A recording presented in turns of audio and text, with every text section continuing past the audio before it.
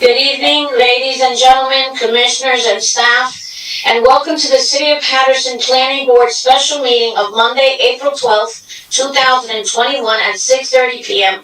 via webinar session. You may now conduct the meeting, Madam Chair. Thank you very much. Thank you. Good evening, everyone. Please rise for the flag salute. I pledge allegiance to the flag of the United States of America and to the republic for which it stands, one nation, under God, indivisible, with liberty and justice for all. Thank you.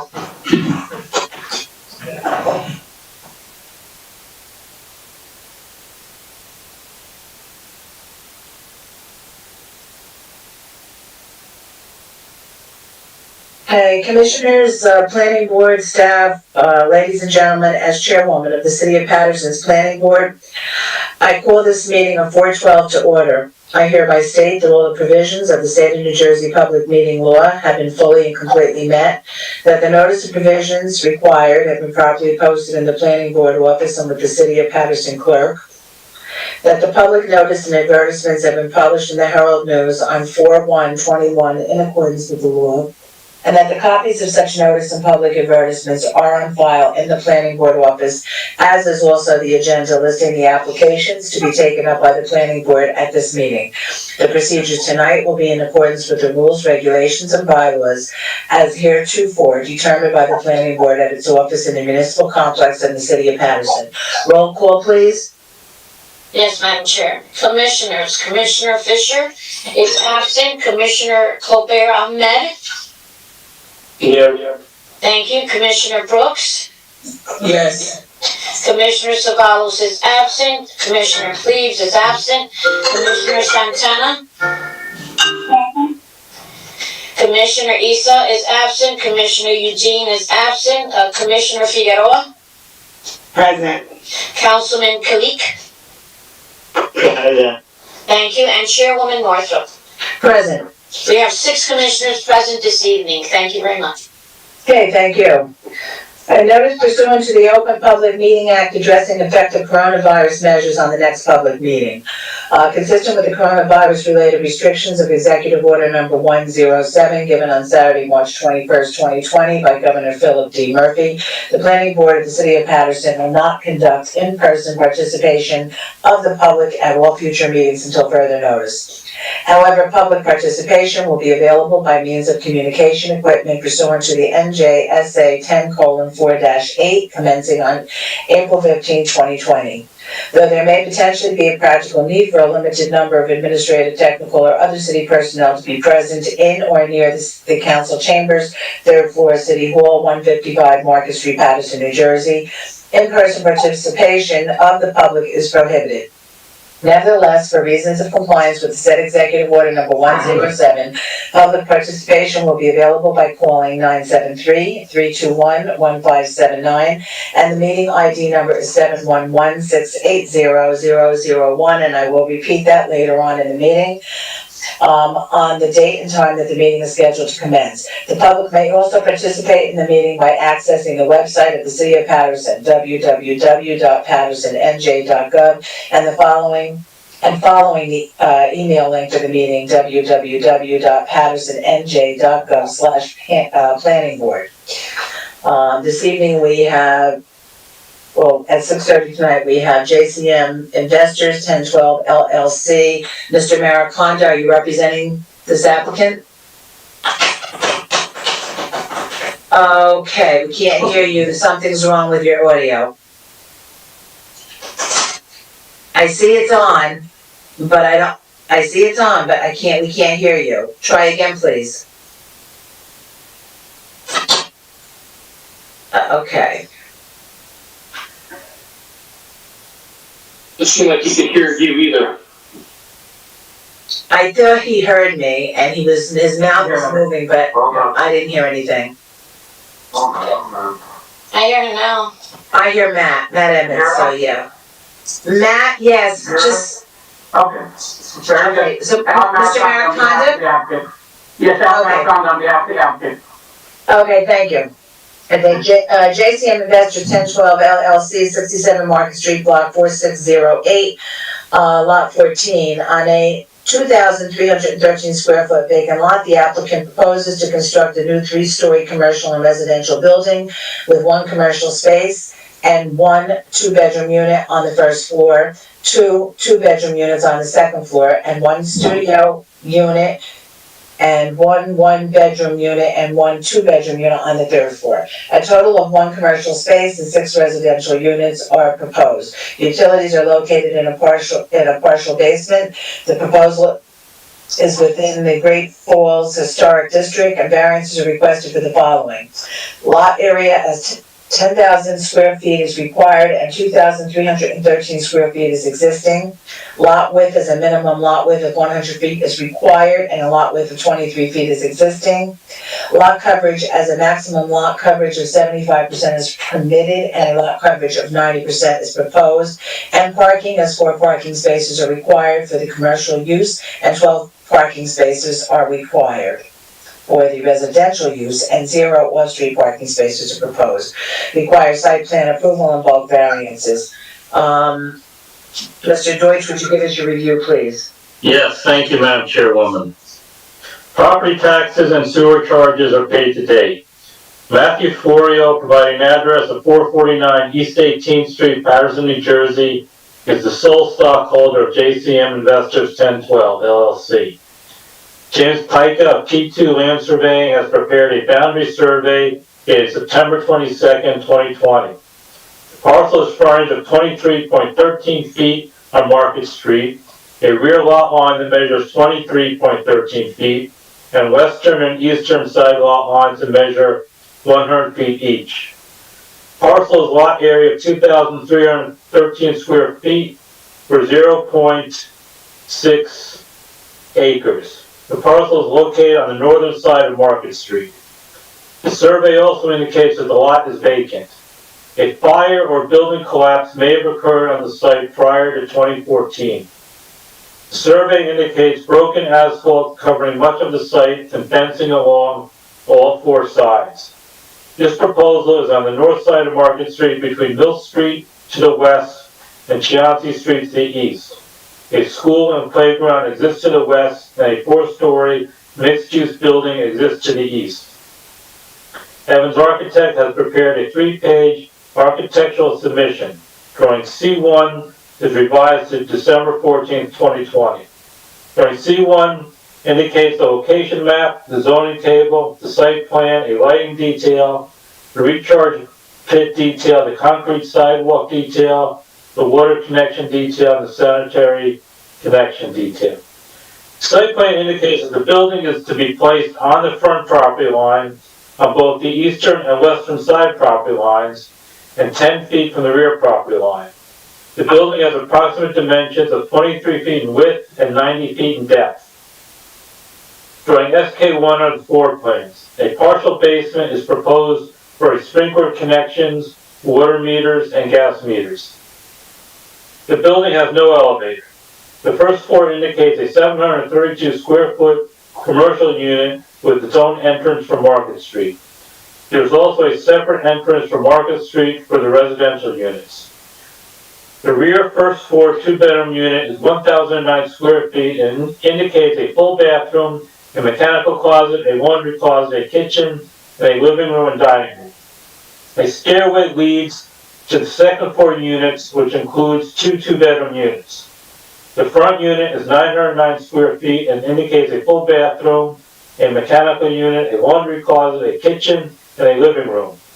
The rear unit is 966 square feet and includes a mechanical unit, a laundry closet, a kitchen, and a living room. The third floor plans indicate 3 units in total. The front unit is a 1-bedroom, 686 square foot unit that includes a full bathroom, a mechanical closet, a laundry closet, a kitchen, and a living room. The middle unit is a studio unit of 380 square feet and includes a full bathroom, a mechanical closet, a laundry closet, a kitchen, and a dining area. The rear unit is a 2-bedroom, 900 square foot unit and includes a full bathroom, a mechanical closet, a laundry closet, a kitchen, and a living room and dining room area. The terms efficiency and studio are interchangeable. Both types of units are meant for the occupancy of one person only. Prior to occupancy of the building, the applicant shall obtain a certificate of occupancy from the Paterson Division of Planning and Zoning. Commercial uses proposed on the first floor shall conform to permitted uses described in the Paterson Zoning and Land Development Ordinance. Uses permitted by condition shall apply to the appropriate Land Development Board prior to occupancy. 231 square feet of open space is proposed in the rear yard. Studio units require 150 square feet of recreational space. One-bedroom units require 200 square feet, and two-bedroom units require 250 square feet. The 6 proposed units require a total of 1,350 square feet of recreation space. A variance is requested. However, all the units exceed the minimum amount of livable square foot required by a total of 300 square feet. There is a playground located at the public school next door, and the Great Falls National Historic Park is within walking distance.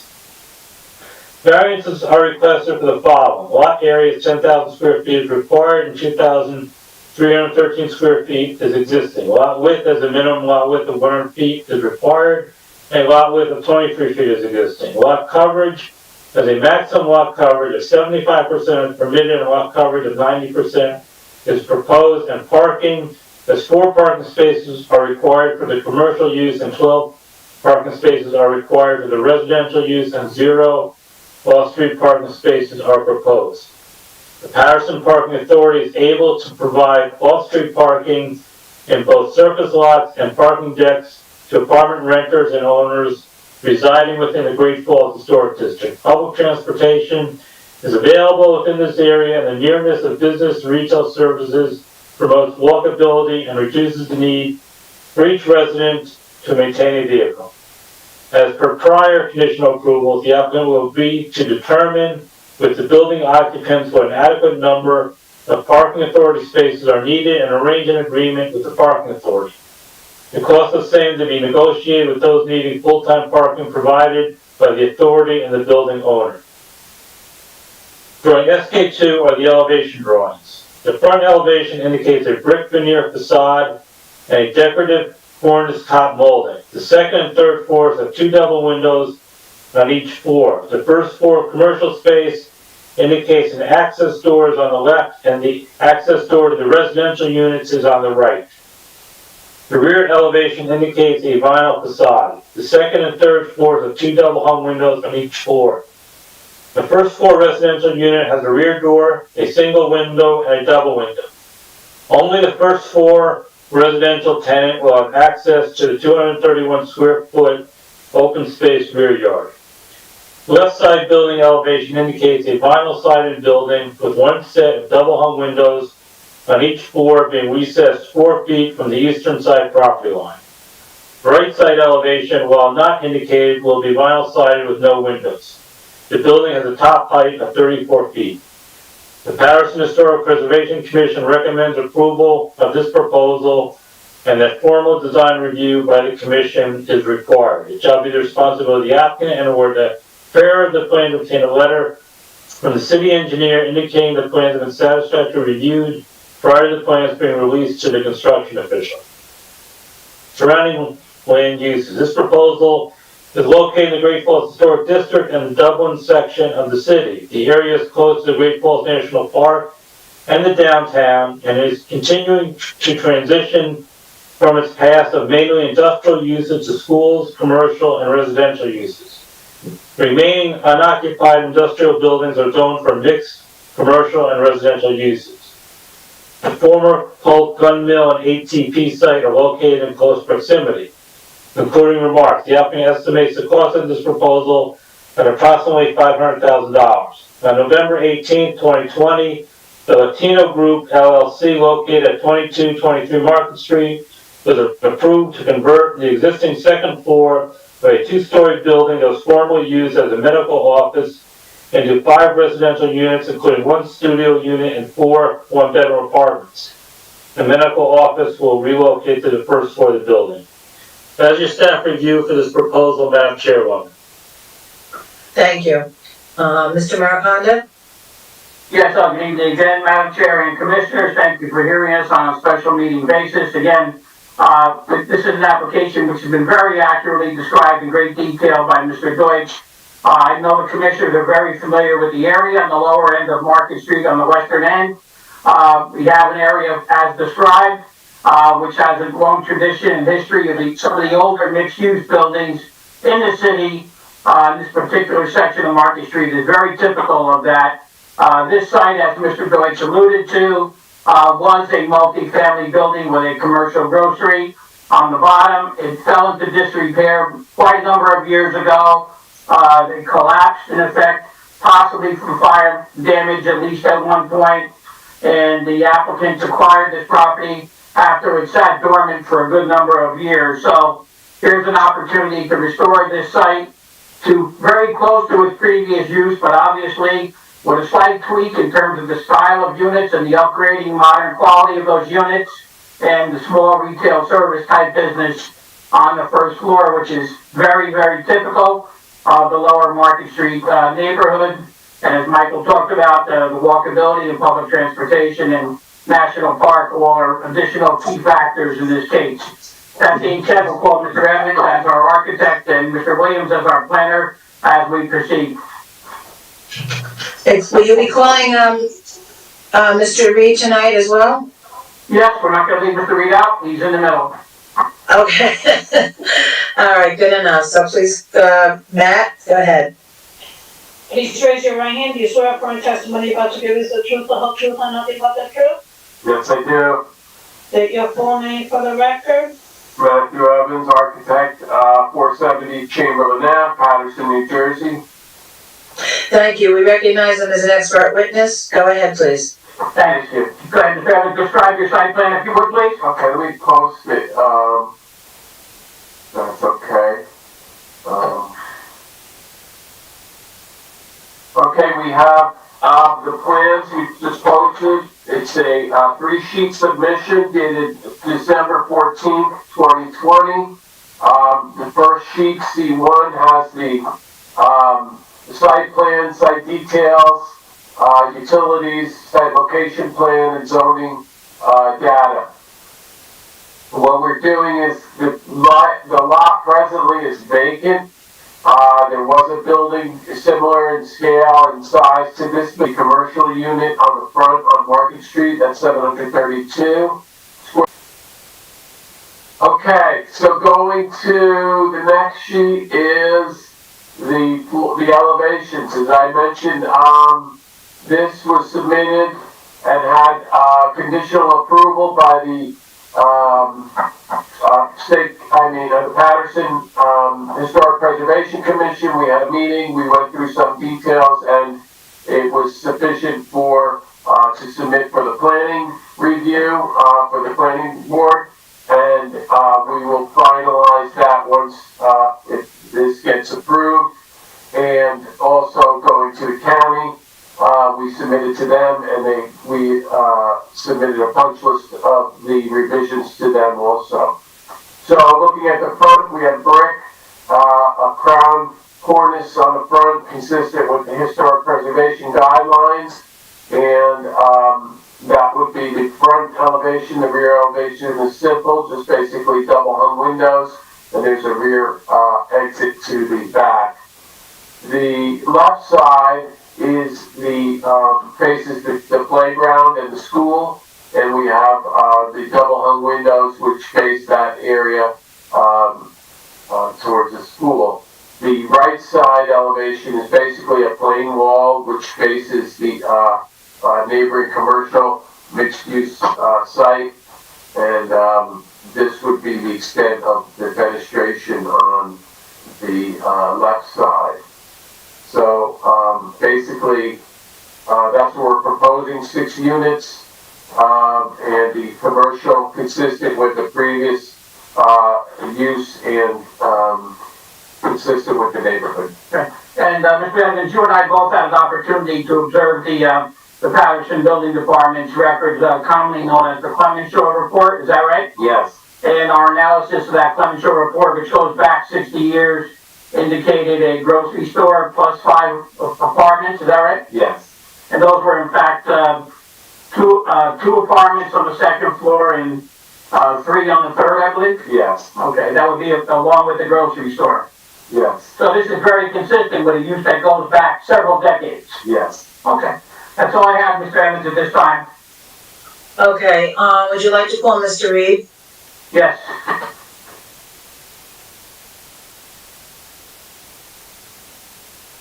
Please raise your right hand.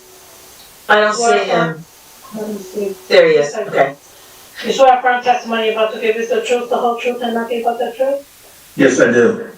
Say your full name for the record. Andy Reed, REID, Director of Development for JCM Investors. Thank you, Mr. Reed. Mr. Reed, in your capacity with JCM, you're fully familiar with this project?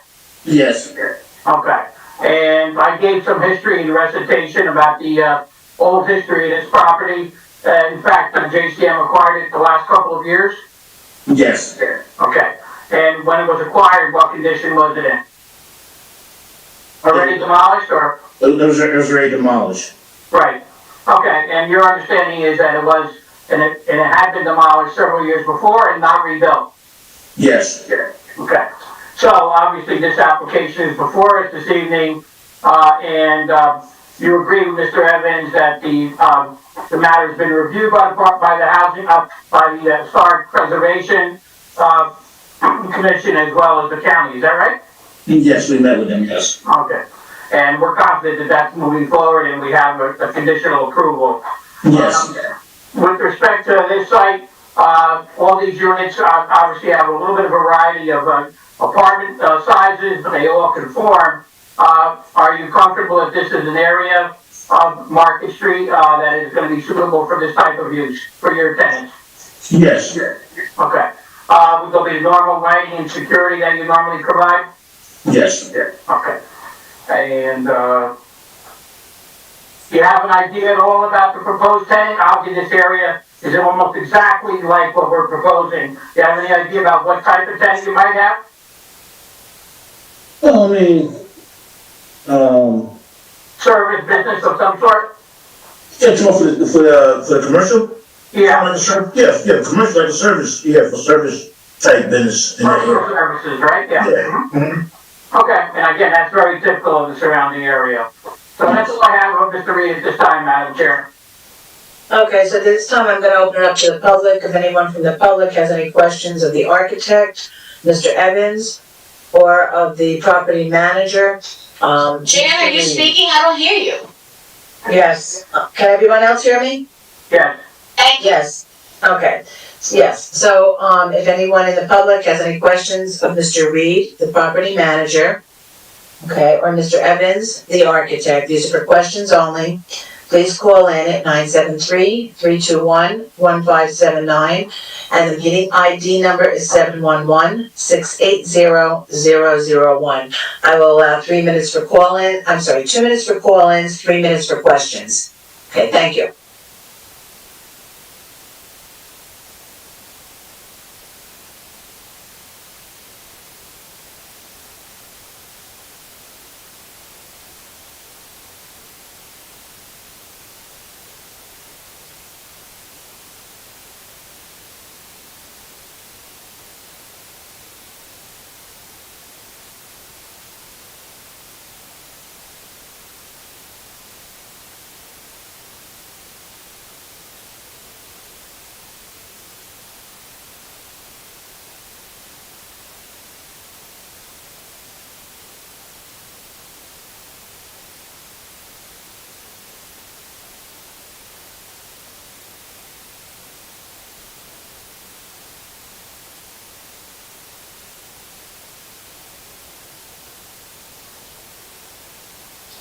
Commissioners and staff, we have no callers at this time. Thank you. All right, thank you, Madam Secretary. Commissioners? Okay, no, we're not ready for you yet, Mr. Williams. Sorry, Madam Chair. Okay, commissioners, okay, questions for either Evans? Yes, Commissioner Brooks, please go ahead.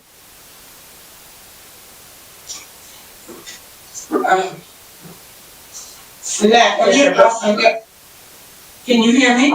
Yeah, That, you're putting this up on a 13 square foot. And with it's 23. How are you gonna have this frontage? You got 23 square feet, you're supposed to have 100 feet. How are you putting, how is this gonna be? Maybe I missed it when you had that, the thing up here, but how are you situating this building? Because you're talking about a store front with 5 buildings before, years and years ago. But how is this building what is it gonna be facing? It's gonna be on Market Street with, number one, with no parking. And, but I'm concerned about the square footage. I don't understand how come it requires 10,000 square feet and you're coming down with 23. I thought the minimum was supposed to be 2,500, but now you're going below that. So you're asking for variance now for below 2,500. And I thought 2,500 was what the redevelopment area or whatever, we're supposed to only be doing like 2,500. So explain to me how you put this building. And is it going in between anything? I didn't have time to go down here and look at that today. sure, we'd be glad to describe the adjoining buildings, Ms. Brooks. But bear in mind, this is not a redevelopment zone, this is the Great Falls Historic District. And that area of Market Street, as you well know from all your experience along the lower Market Street area, is almost a carbon copy of the building that was there and what we're proposing in terms of lot sizes and square footage of mixed-use buildings with multifamily residences. But Matt, if you would, are you able to post, again? Well, let me ask you a question since you're answering. You said before you have a review of the historical, commission, they reviewed this, but they haven't approved it yet, is that correct? They have approved it as per Mr. Deutsch's report. How come we don't have the letter? That would be up to staff, I suppose. The letter, I could probably, We could actually post it, I think, too. let me find the letter, if you want. Okay, so go ahead, Matt. Alright, hold on, let We're gonna try to post that letter for you. me read one. Okay, Matt. Can you hear me? I can hear you. Alright, So we're trying to post that letter. If you want to see that first, that would be okay. Fine with me. And it's also got to be approved by the county, right? Right, and we've done extensive reviews with the county already, and there's been some minor tweaks, but we're very close to a final approval from the county. But of course, this approval will be subject to that.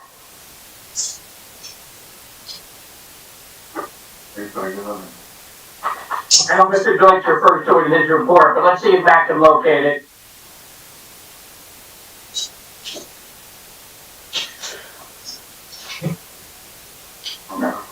Mr. Deutsch, did you get the letter? If you got the letter, I can take Mike's word. You don't have to post it. Mr. Deutsch, did you get the letter? Okay, you're on mute. You're on mute. Paragraph 19 of Michael's report. If you have a paper copy, it should be the last 2 pages of the review. It's paragraph 19 of Michael's report. I got the paper copies, but I didn't get a copy of that before. It's okay. If you say it's there, Michael, I take your word.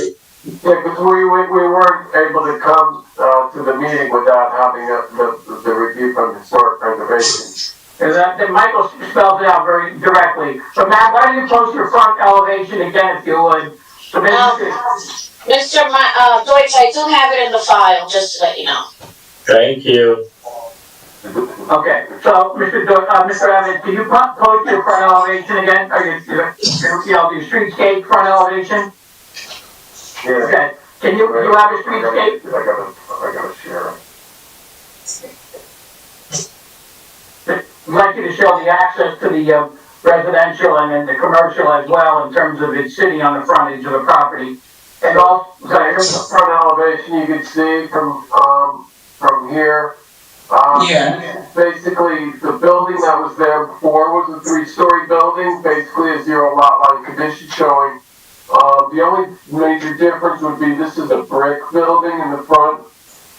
The other one was all wood frame, a clapboard type of building, older thing. It was basically condemned and demolished. But this would be all new construction with fire-rated materials, full sprinkler system, and egress windows, everything required to meet today's code.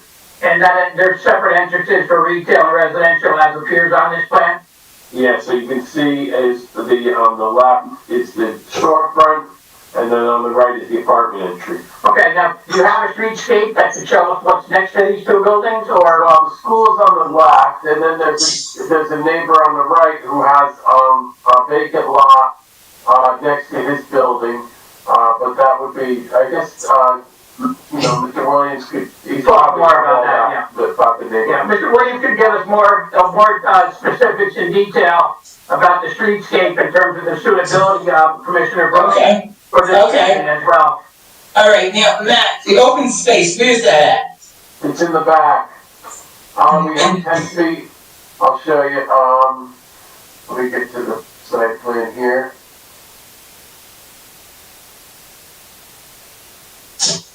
So we have 10 by 23, but about 230 square feet of open space. That's our rear yard. So it's a lot more than some of the neighboring properties have. So this would be accessed from the lower level for the tenant below. Okay, so is that gonna be, so that open space is in the rear, so that would be like the backyard for Yeah. these people? And where is the refuge in relationship to that? Is that where the garbage is gonna be put to? No, the refuse is going to be brought out to the street and would be stored within the apartments, and then they bring the bags out on garbage night. There's no separate containers on the site? No. Okay. So people have to keep the garbage in their apartments until a garbage night? Yeah, Is that what you're saying? in the morning. What I mean? Or, yeah, they'll bring it out to the curb. On garbage night, so they have to keep the garbage in their apartment. Yeah. I don't understand. There's no refuge place for the garbage? We could accommodate garbage refuse space in the basement. I just was gonna suggest that. I'm sure we could come. Gotta be someplace. Gotta be someplace. We do that in that basement area. So we have Okay. a big basement, we have about 400 square feet of basement area. They could bring it down. We have a separate area that we could have that for the garbage. Okay, well, I wanted to amend it to include that the refuge will be collected in that basement area for the tenants. If we get the approval, we'll make that condition. We agree. And that would include recycling as well. Yeah, everything. Right. All right. Thank you. Any other commissioners? Commissioners, any other questions? I have a question. Yes, Commissioner Santana, go ahead, please. On reference of the parking space, have you considered anything about, or have you had any conversation with the Paterson Parking Authority?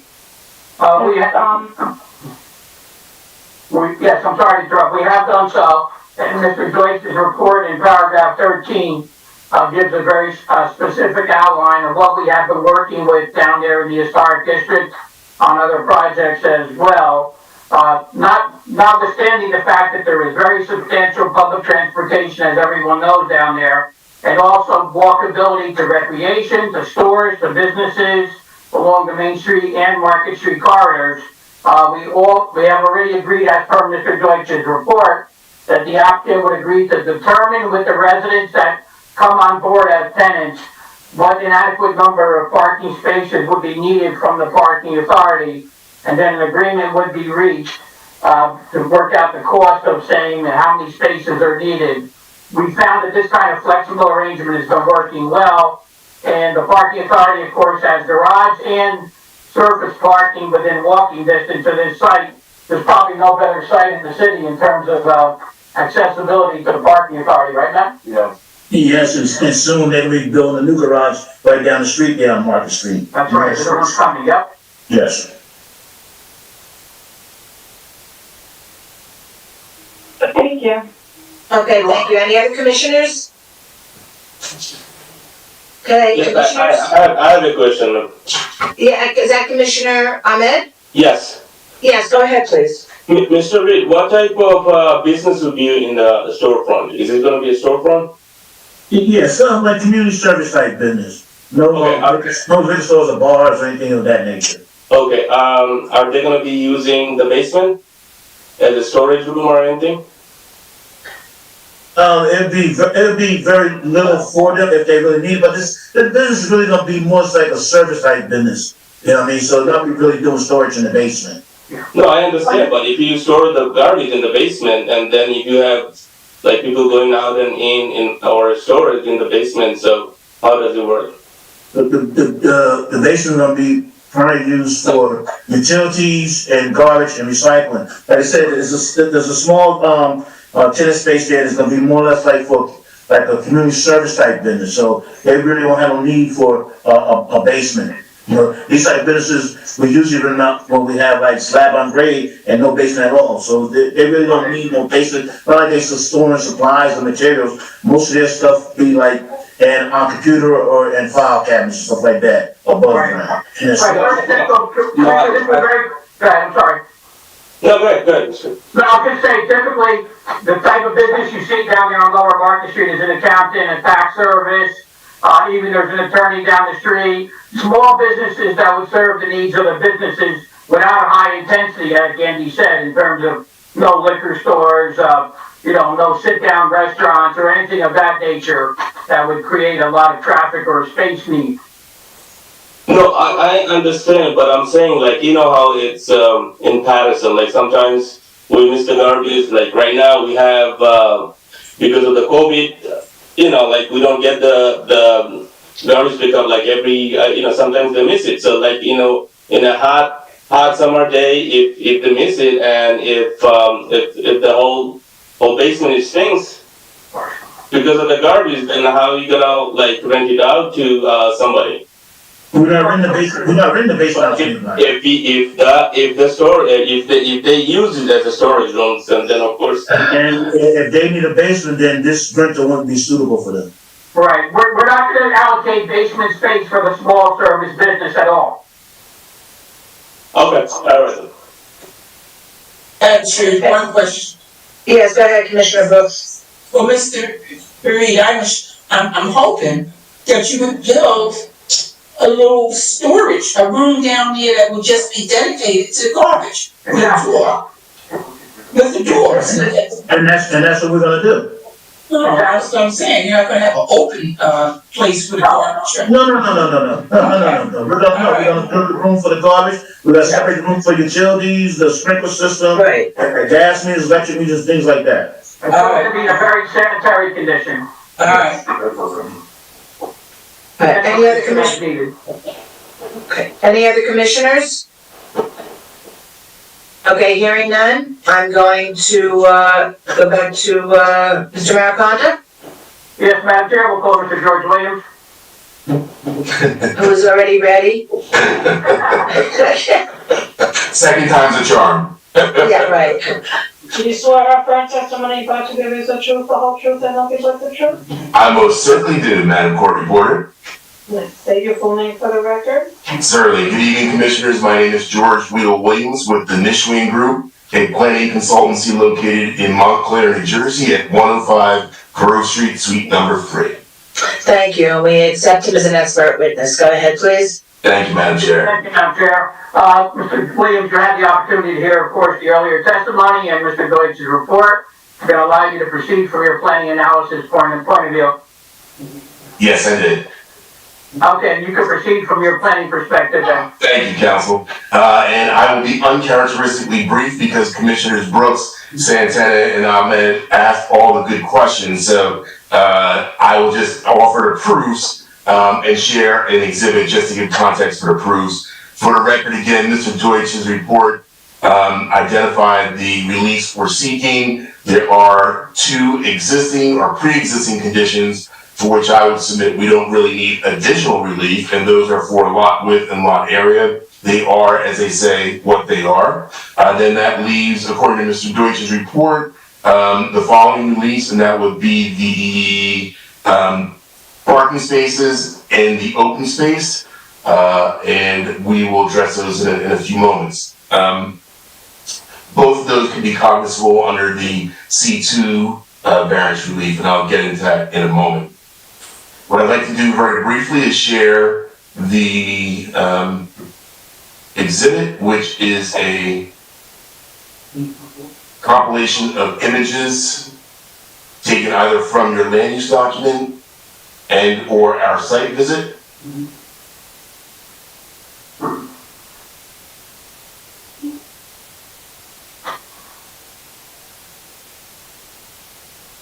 This would be your first and only exhibit, correct, Mr. Williams? That is correct. We'll note that for the record if we could. Okay. That would be A1. Yes. I'm sure. Yes, it would be Yeah. Great. So again, this is just to support the context of the proofs and to perhaps answer some of the questions that were raised by the commissioners. Slide number 2 is just an aerial photograph of the site showing our property highlighted in blue. And the first thing you notice as you look at the surrounding lots is that there are a variety of lot shapes and sizes. Ours is not atypical, but there are larger and irregular shaped lots as well. But certainly as you look towards Mill Street, the lot configuration along that side of the market is very similar to ours. The next slide is just simply to show that we are indeed located in the Great Falls Historic District, and there was testimony already about the Historic Preservation Commission's review of this matter, so I won't belabor this slide at all. The next picture gets to some of the issues or questions, comments that were raised by the commissioners. Slide number 4 is a frontal view of the lot as it exists today, and this picture was taken a week or 2 ago. You can see it's a site that's not developed.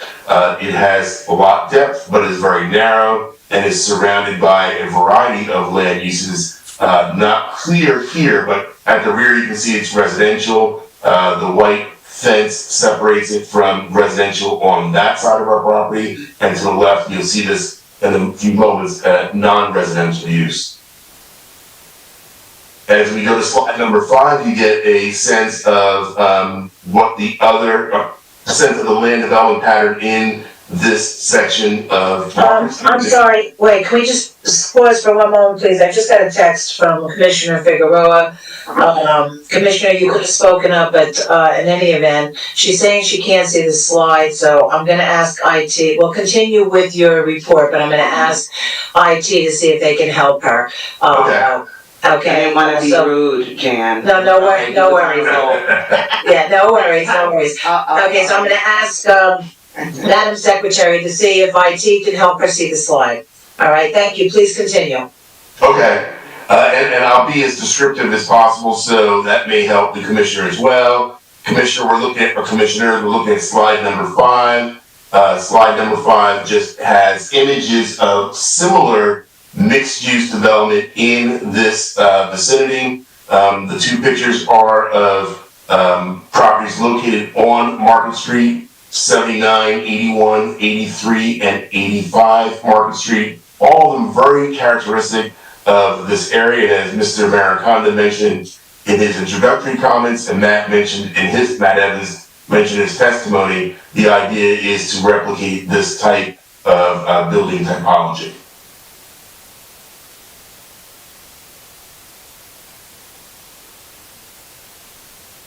Just going back to those again,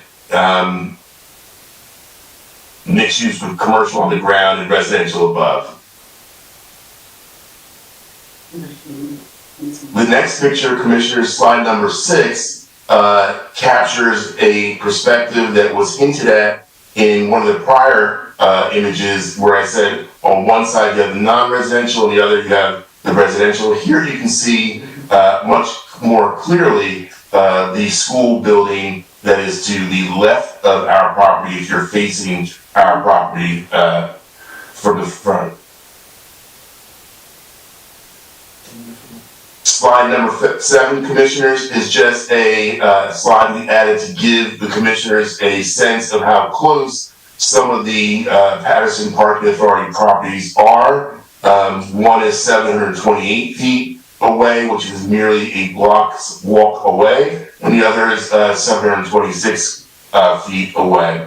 So as Council mentioned and was captured in the Board Planner's report, there are a lot of parking opportunities in the immediate vicinity, and Council stole my thunder when he mentioned that this area is also served quite well by public transportation.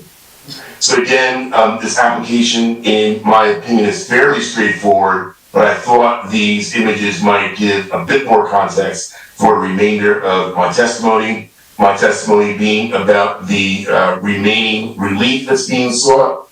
In my professional opinion, the relief being sought, open space and the parking spaces, can be reviewed by this board in the context of the C2, which is known as a flexible C variance. It allows the board, as you know, to determine if the benefits outweigh the detriments, and or if what we are proposing this evening is a better zoning alternative than a strict application of your code. So beginning with the open space, I think I said to the board that the C2 is appropriate. We provide, as Matt Evans testified, perhaps more open space than some of our neighboring properties. And what was important in the design approach to this application is its proximity to open space in the immediate vicinity, which I should have highlighted in my exhibits. Give me 1 second. And you can see one of the parks to the left of our site. Let's see if I can find the other. All right, we neglected to highlight the parks on our exhibit, but you all know the area and know that we are very close to several prominent open spaces in this area. Therefore, a trade-off in a classic C2 context is leverage the existing infrastructure, in this case open space infrastructure, and allow the private developer to provide more on its site for the dwelling units. So in that sense, it's grounded in the purposes of zoning, certainly to provide appropriate uses in appropriate areas, which is subsection A. Subsection I, which is to create a desirable visual environment through good civic design. Matt Evans' testimony about the provision of the open space in the back and the site layout providing access to the tenants of that open space, and the idea of promoting the interchange between public and private investment by leveraging access to the parks in the nearby area. Subsection M. In terms of the detriments, in my professional opinion, there are no detriments, certainly none that rise to the level of substantial detriments, but there are benefits, and to that, Matt spoke again about providing a bit more open space than what you see in some of the surrounding areas, neighboring properties, excuse me. In terms of parking, the parking can also be viewed in a C2 context. In this particular instance, it would be my professional opinion that the court case Homes of Hope would give this board some guidance, and in that court case, the court found that when off-site parking accommodations can be provided to substitute for the on-site requirements of a strict application of your code, a variance under C2 would be appropriate. In this case, as mentioned by Mr. Reed and Mr. Evans, we have an opportunity to work with the parking authority directly to provide exactly the amount of parking that is needed for the site. By the way, that advances the purposes of planning and smart growth. There are a number of court cases that also suggest, court cases and literature that suggest particularly in urban areas, that the right sizing of parking supply is really a planning benefit. That is, having more parking macadam or structures than is actually required is not good planning, but providing the appropriate supply of on-site parking or access to parking actually is good planning. And in this case, we have both. The opportunity to right size the parking supply and leveraging a municipal asset, which is the parking authority. Each of those are part of a benefit, which is also the advancement of planning principles. So for those reasons, I think the board can grant both of the C variances in the C2 context. And that would conclude my direct testimony. Thank you, Mr. Williams. I'm going to open this up to the public. If anyone from the public has any questions of Mr. Williams, the planner, please call in at 973-321-1579, and the meeting ID number is 711-680-001. And I'll allow 2 minutes for call-ins, 3 minutes for questions. Thank you. And apologies for stumbling over my words, I don't know what that's about. No worries. Before you take down your plan, though, I just want to have a quick question on the sidebar here. Commissioner Figueroa, were you able to see the slides?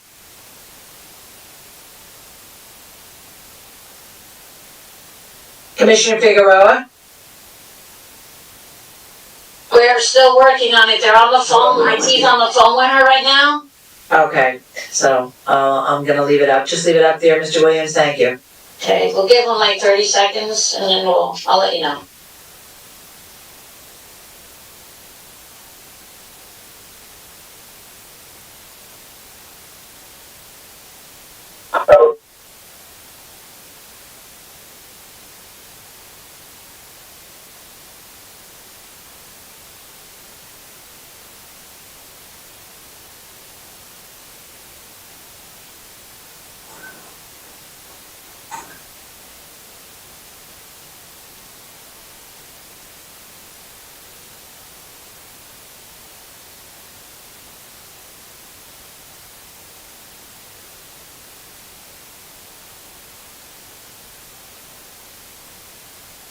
Okay, I see the presentation. I see it says Exhibit 1. I'm good.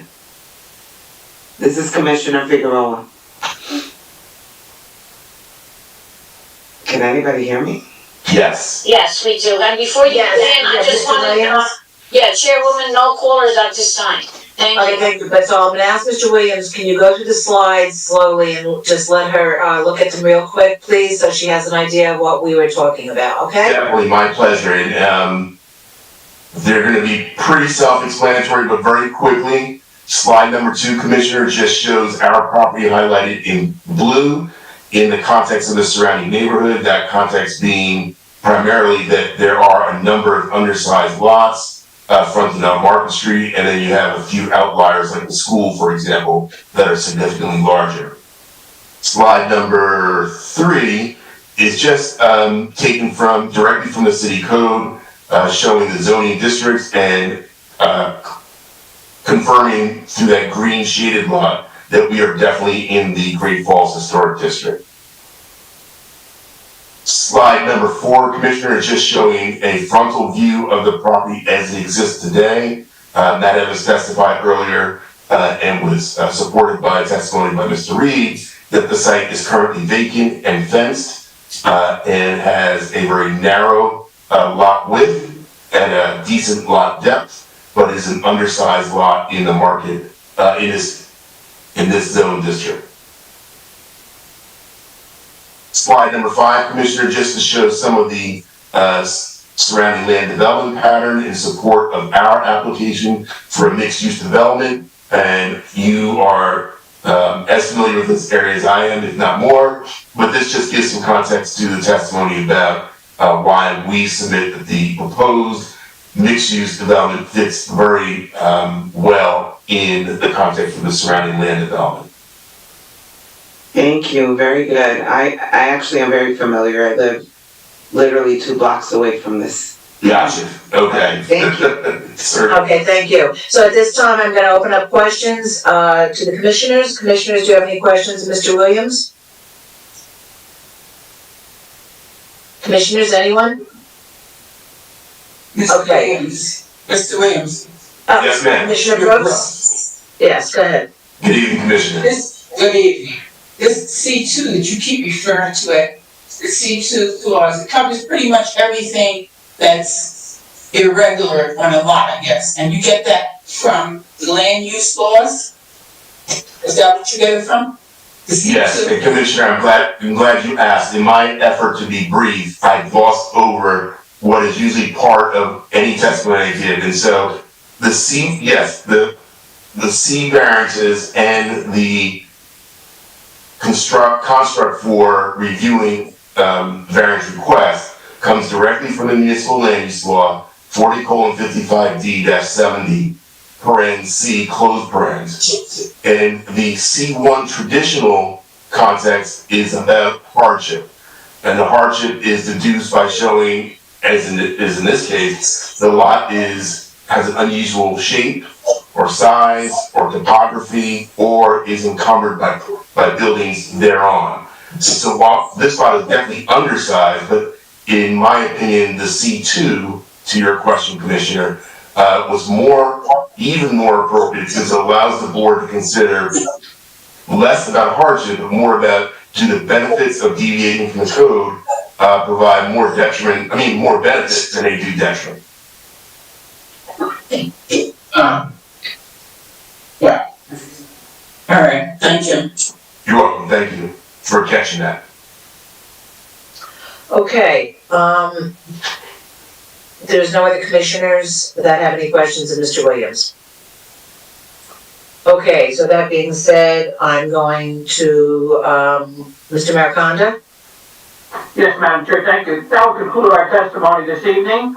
I would rely upon all the testimony we have submitted today, in terms of architectural, applicant, and planning testimony, and of course, strong reliance on the planner's report, which has outlined this case completely.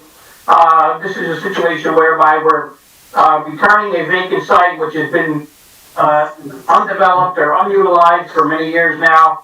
The old building was an eyesore and it collapsed. We're returning it to a better use, a safer use, a more high quality use, and we're meeting a need for housing which is walking distance to the downtown business district, to Great Falls, and provides another small service business, which is really the essential element or character of the lower Market Street business district, as everyone can see and know.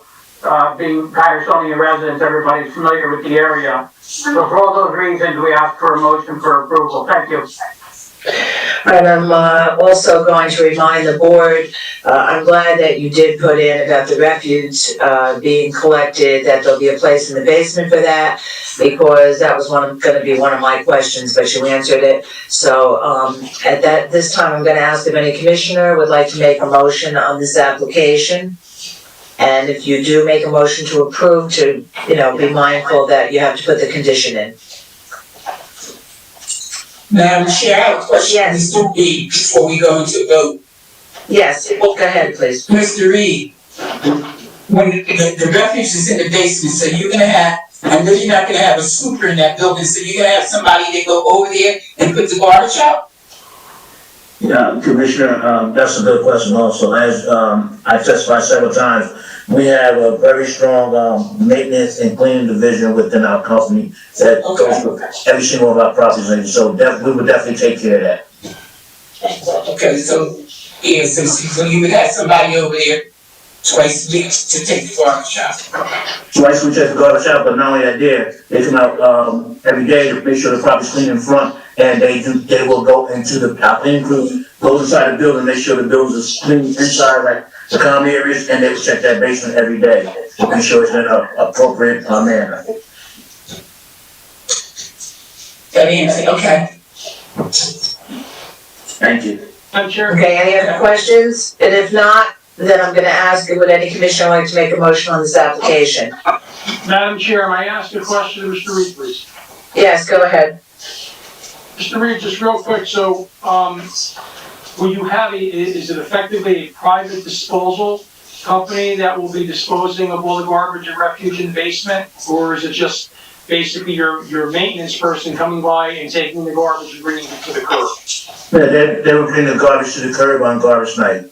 Okay, thank you. Thank you. Okay, so.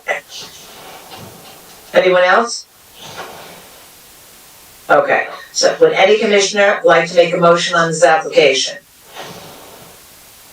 Commissioner Figueroa, speaking, I could introduce the motion. Okay, go ahead, Commissioner. All right, on the Commissioner application. Figueroa. Go ahead. Sorry.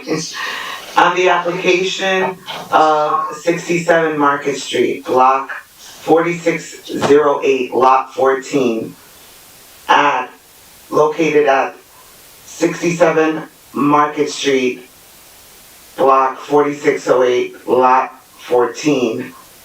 I'm sorry, I should have started with the application of JCM Investors, 1012 LLC, 449 East 18th Street, Paterson, New Jersey, 07505. I move that the board attorney prepare a resolution granting site plan approval, bulk variances, city engineer, Paterson Historic Preservation Commission, County of Passaic Planning Board, and the additional amendment for the storage and facilitation of the garbage disposal at the same property. Okay, Mr. Aquaviva, does that sound right to you? Yes, it does. It's basically that the applicant will submit revised plans to show the garbage area and recycling area in the basement. And the applicant has also made a representation that they will be responsible for bringing the garbage to the curb the evening before garbage pickup days. Okay, all right, so do I have a second from anyone? Okay, Ahmed, was that second by Commissioner Ahmed? Commissioner Ahmed, yes. Yes, okay, so I have a second by Commissioner Ahmed. Okay, roll call, please. Commissioners, Commissioner Ahmed, your vote, sir? Yes. Commissioner Willamay Brooks? Yes. Commissioner Fania Santana? Yes. Commissioner Yvette Figueroa? Yes. Councilman Shaheen Kalik? Yes. And Chairwoman Janice Northrop, thank you very much. Yes. This application has been granted, thank you. Thank you, Commissioner. Thank you. Thank you. Thank you. Okay, so, I will make a motion to close this meeting. Do I have a second? Okay, do I have a second? Second. Second by, was that, Commissioner Ahmed. okay, thank you. Couldn't hear, oh, you're kind of breaking up. Okay, and roll call, I'm sure we all say aye. Aye. And, then we're gonna close that. I'm gonna open up the second application. Can you give me 1 minute? Yes, sure. Let me know when you're ready.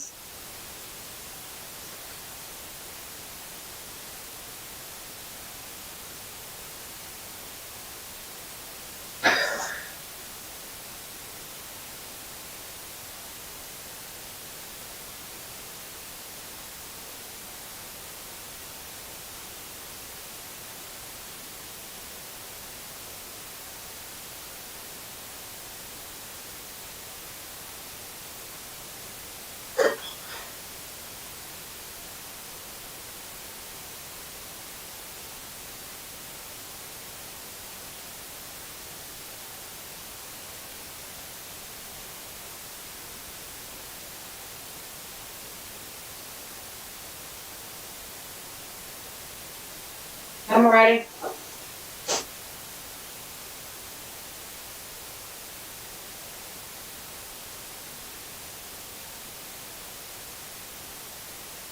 Okay, everyone, please rise for the flag salute.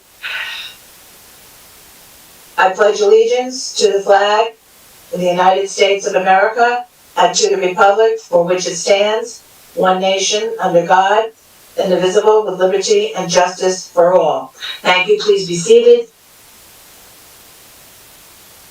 Okay.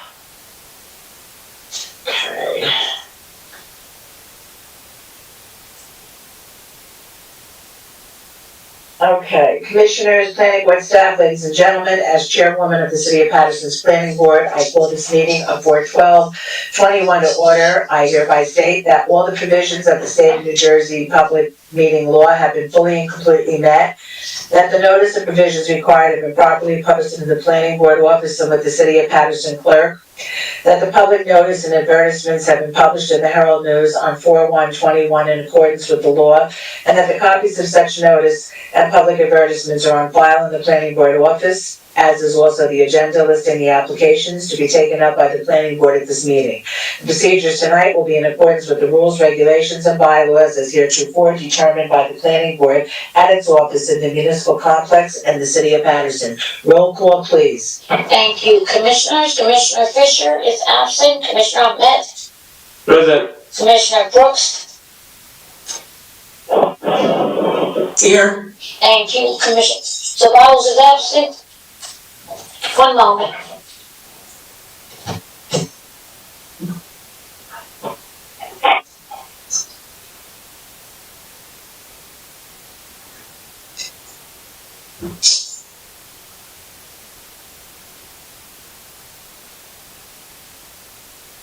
All right, what happened to the roll call?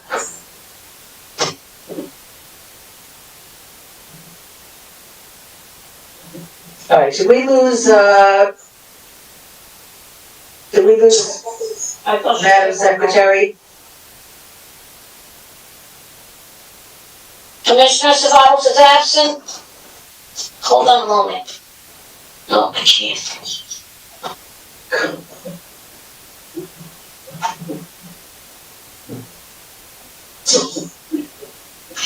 Please continue.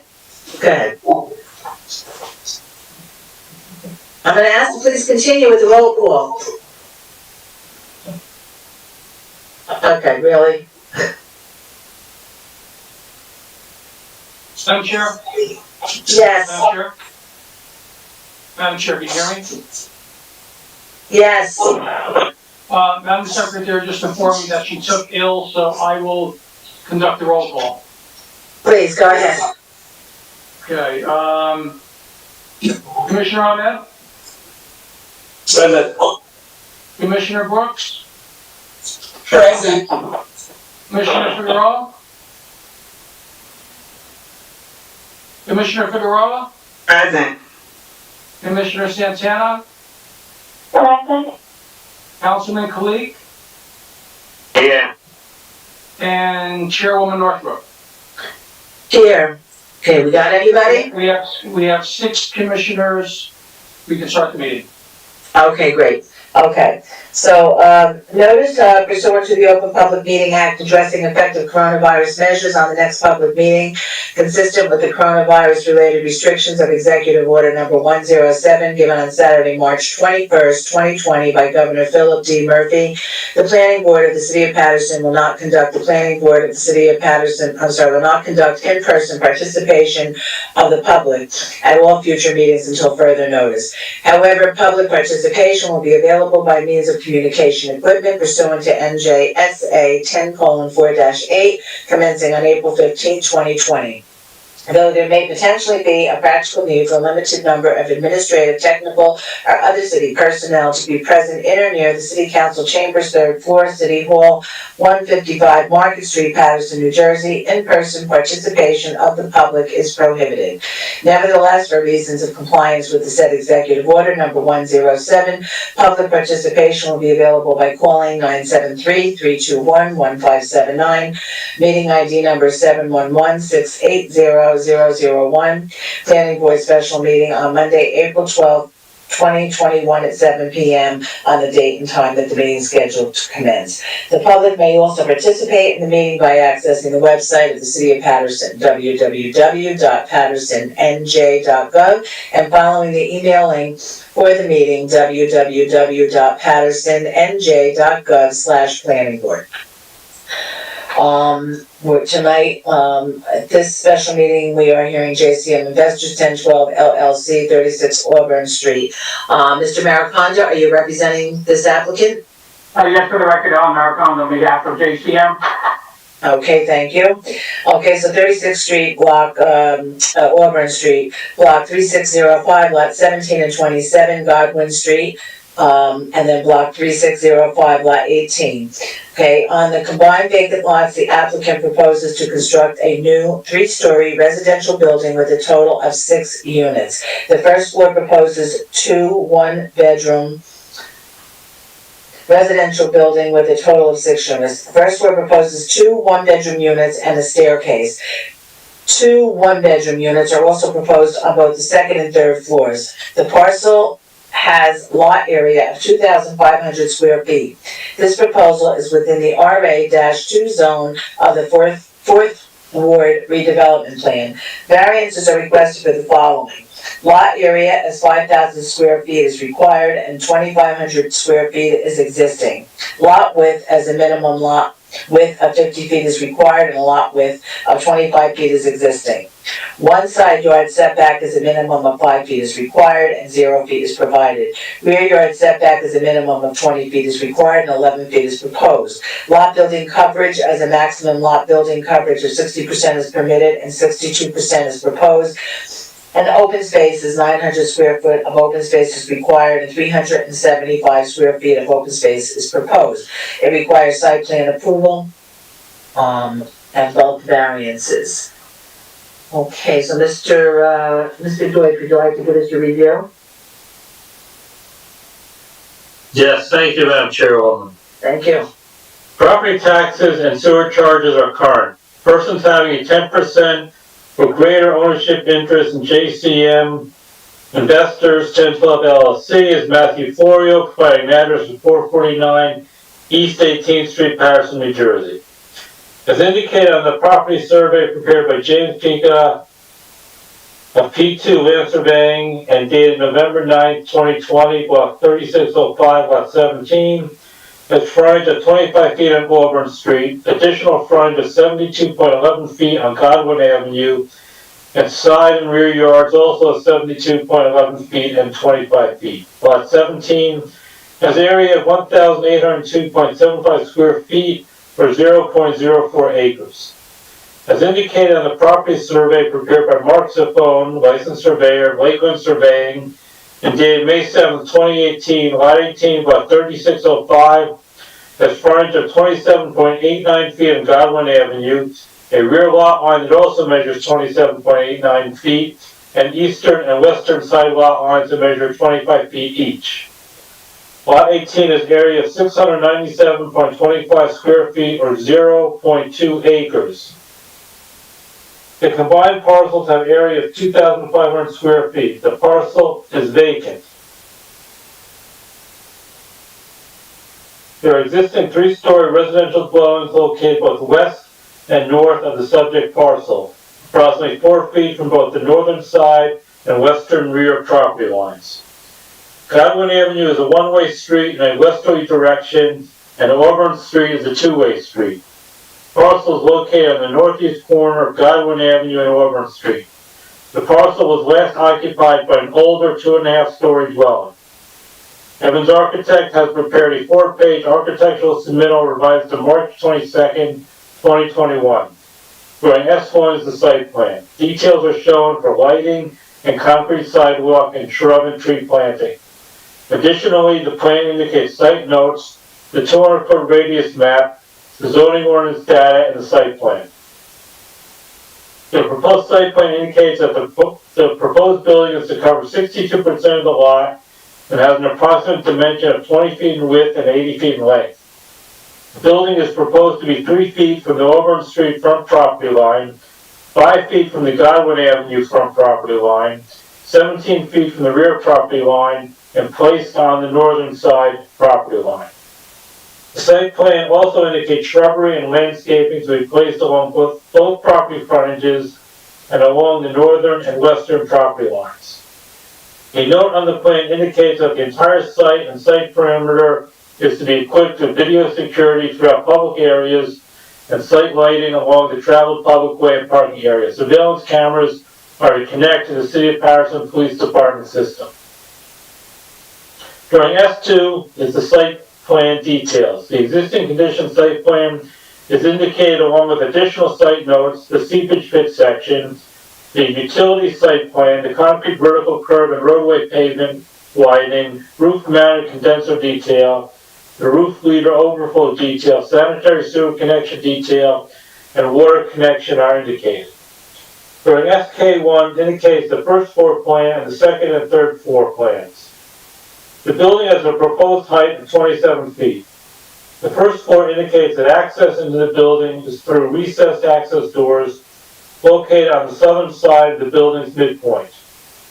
The recessed doors lead to either a stairway to the upper floors or to a door on the left or a door on the right. The door to the left leads to a 725 square foot one-bedroom unit that includes a full bathroom, a half bathroom, a laundry closet, a mechanical closet, a kitchen, and a living room.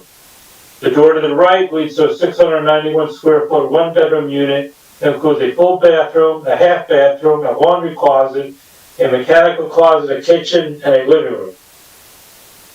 The floor plans for the second and third floors are identical. The floors have 2 units each. Units 201 and 301 are 725 square foot one-bedroom units that include a full bathroom, a half bathroom, a laundry closet, a mechanical closet, a kitchen, and a living room. Units 202 and 302 are 691 square foot one-bedroom units that include a full bathroom, a half bathroom, a laundry closet, a mechanical closet, a kitchen, and a living room. Drawing SK2 are the building elevations. The front elevation view from Auburn Street indicates a 27 foot in height, 3-story building. The front elevation indicates a stucco facade with windows on all 3 levels. The rear elevation view of the building indicates a masonry facade with windows on all levels. The Godwin Avenue elevation indicates the access door into the building. The building has a stucco facade and windows on all 3 floors. This is a flat roof building. The intent of the RA2 residential district of the 4th Ward redevelopment plan is to permit a more intensive residential use of land with various types of dwellings. Surrounding existing dwellings consist of older and newer multifamily dwellings of 2 and 3 stories in height. There are also older multi-story apartment buildings in average condition. Within the RA-2 district of the 4th Ward redevelopment plan, there are other examples of both new and recently approved multiple unit residential buildings that have replaced older structures that have either been vacant and abandoned or in long vacant lots. Variances are requested for the following. Lot area is 5,000 square feet is required and 2,500 square feet is existing. Lot width as a minimum lot width of 50 feet is required and a lot width of 25 feet is existing. One side yard setback as a minimum of 5 feet is required and 0 feet is provided. Rear yard setback as a minimum of 20 feet is required and 17 feet is proposed. Lot building coverage as a maximum lot building coverage of 60% is permitted and 62% is proposed. And open space as 900 square feet of open space is required and 425 square feet of open space is proposed. As this is a redevelopment area, the planning board must determine whether the granting of the requested variances to allow the number of dwelling units proposed by the applicant is appropriate for the lot and the immediate surrounding area. Off-street parking is not required on lots with a width of 25 feet or less. It shall be the responsibility of the applicant and/or the preparer of the plan to obtain a letter from the city engineer indicating that plans have been satisfactorily reviewed prior to the plans being released to the construction official. Surrounding land uses. This proposal is in the Wrigley Park section of the city within the 4th Ward redevelopment plan. The area is zoned residential with neighborhood commercial areas located at some corner intersections. In conclusion, the applicant estimates the cost of this proposal at approximately $500,000. The applicant should incorporate the design elements contained within the 4th Ward redevelopment plan on the site and within the building. Does your staff review for this proposal, Madam Chairwoman? Mr. Mariconda, thank you so much, Mr. Deutsch. Mr. Mariconda. Yes, thank you very much, Madam Chair. We're ready to proceed. We'll be calling Mr. Evans, Mr. Reed, and Mr. Williams. Thank you. The site, which is fairly typical of the R2 section of the Fourth Ward redevelopment plan, comparable to other developments of similar scope and size that we've proposed before the board. I'll be calling Mr. Evans our first witness. Raise your right hand. Do you swear affirm testimony about to give you the truth, the whole truth, and nothing but the truth? Yes, I do. State your full name for the record. Matthew Evans, architect, 470 Chamberlain Ave, Paterson, New Jersey.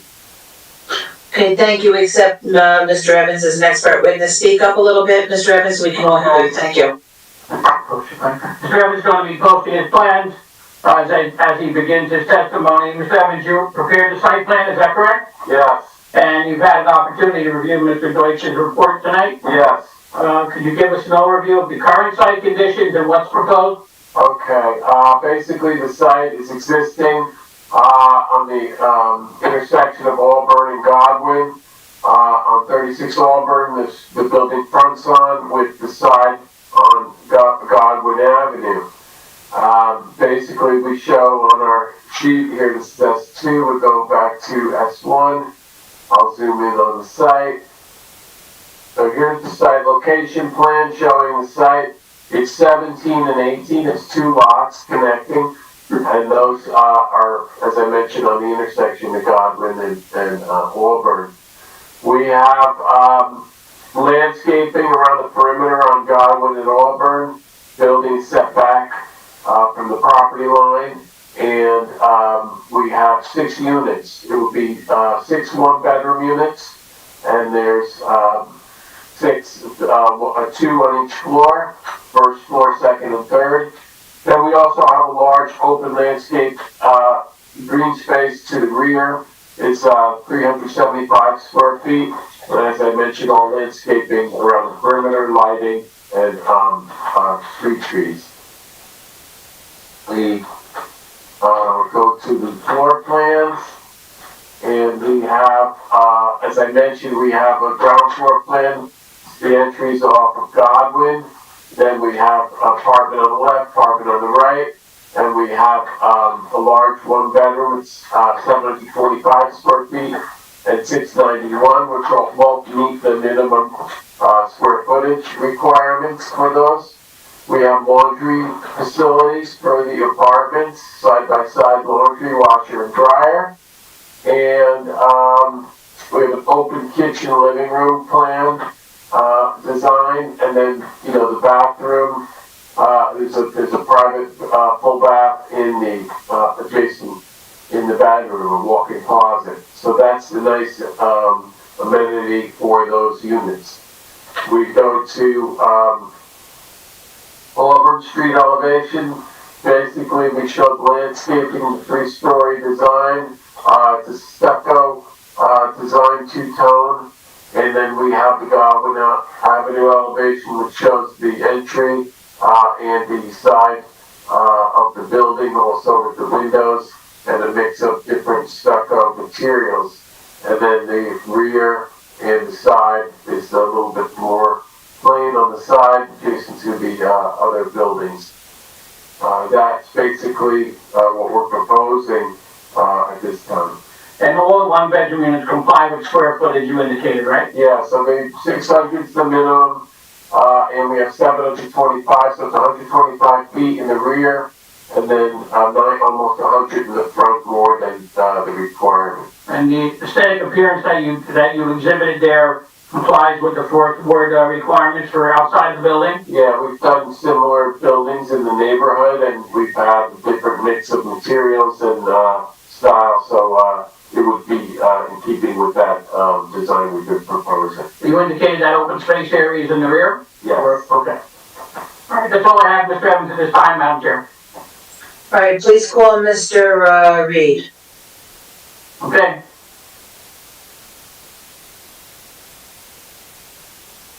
Affirm testimony about to give is the truth, the whole truth, and nothing but the truth? Yes, ma'am. State your full name for the record. Andy Reed, REID, Director of Development, Jason Investors. Thank you, Mr. Reed. Mr. Reed, you heard Mr. Deutsch's report and Mr. Evans' testimony, I assume? Yes. And you're in full agreement with that testimony and report? Yes. Okay, and you decided on this site to develop similar to other sites, one-bedroom units, you found there's a need for that demographic to be served? Yes. Okay. We're also, although we're on a 2,500 square foot lot, we're also fairly close to public transportation along Straight Street and other locations. Straight Street and, a couple blocks away from Broadway. Right. Okay. This building will have its standard, in your presentation that we've seen before, of security and lighting systems. Yes. That's all I have, Mr. Reed, at this time too as well, Madam Chair. Okay, so at this time, I'm gonna open it up to the public. This portion is opened up to the public for questions only, okay, for Mr. Reed, the property manager, or Mr. Evans, the architect. Okay, and if you have statements that you'd like to make or comments, save them for the end, please. Okay, these are strictly for questions. I'll allow 2 minutes for call-ins and 3 minutes for your questions. Okay, 973-321-1579, and the meeting ID number is 711-680-001. Thank you.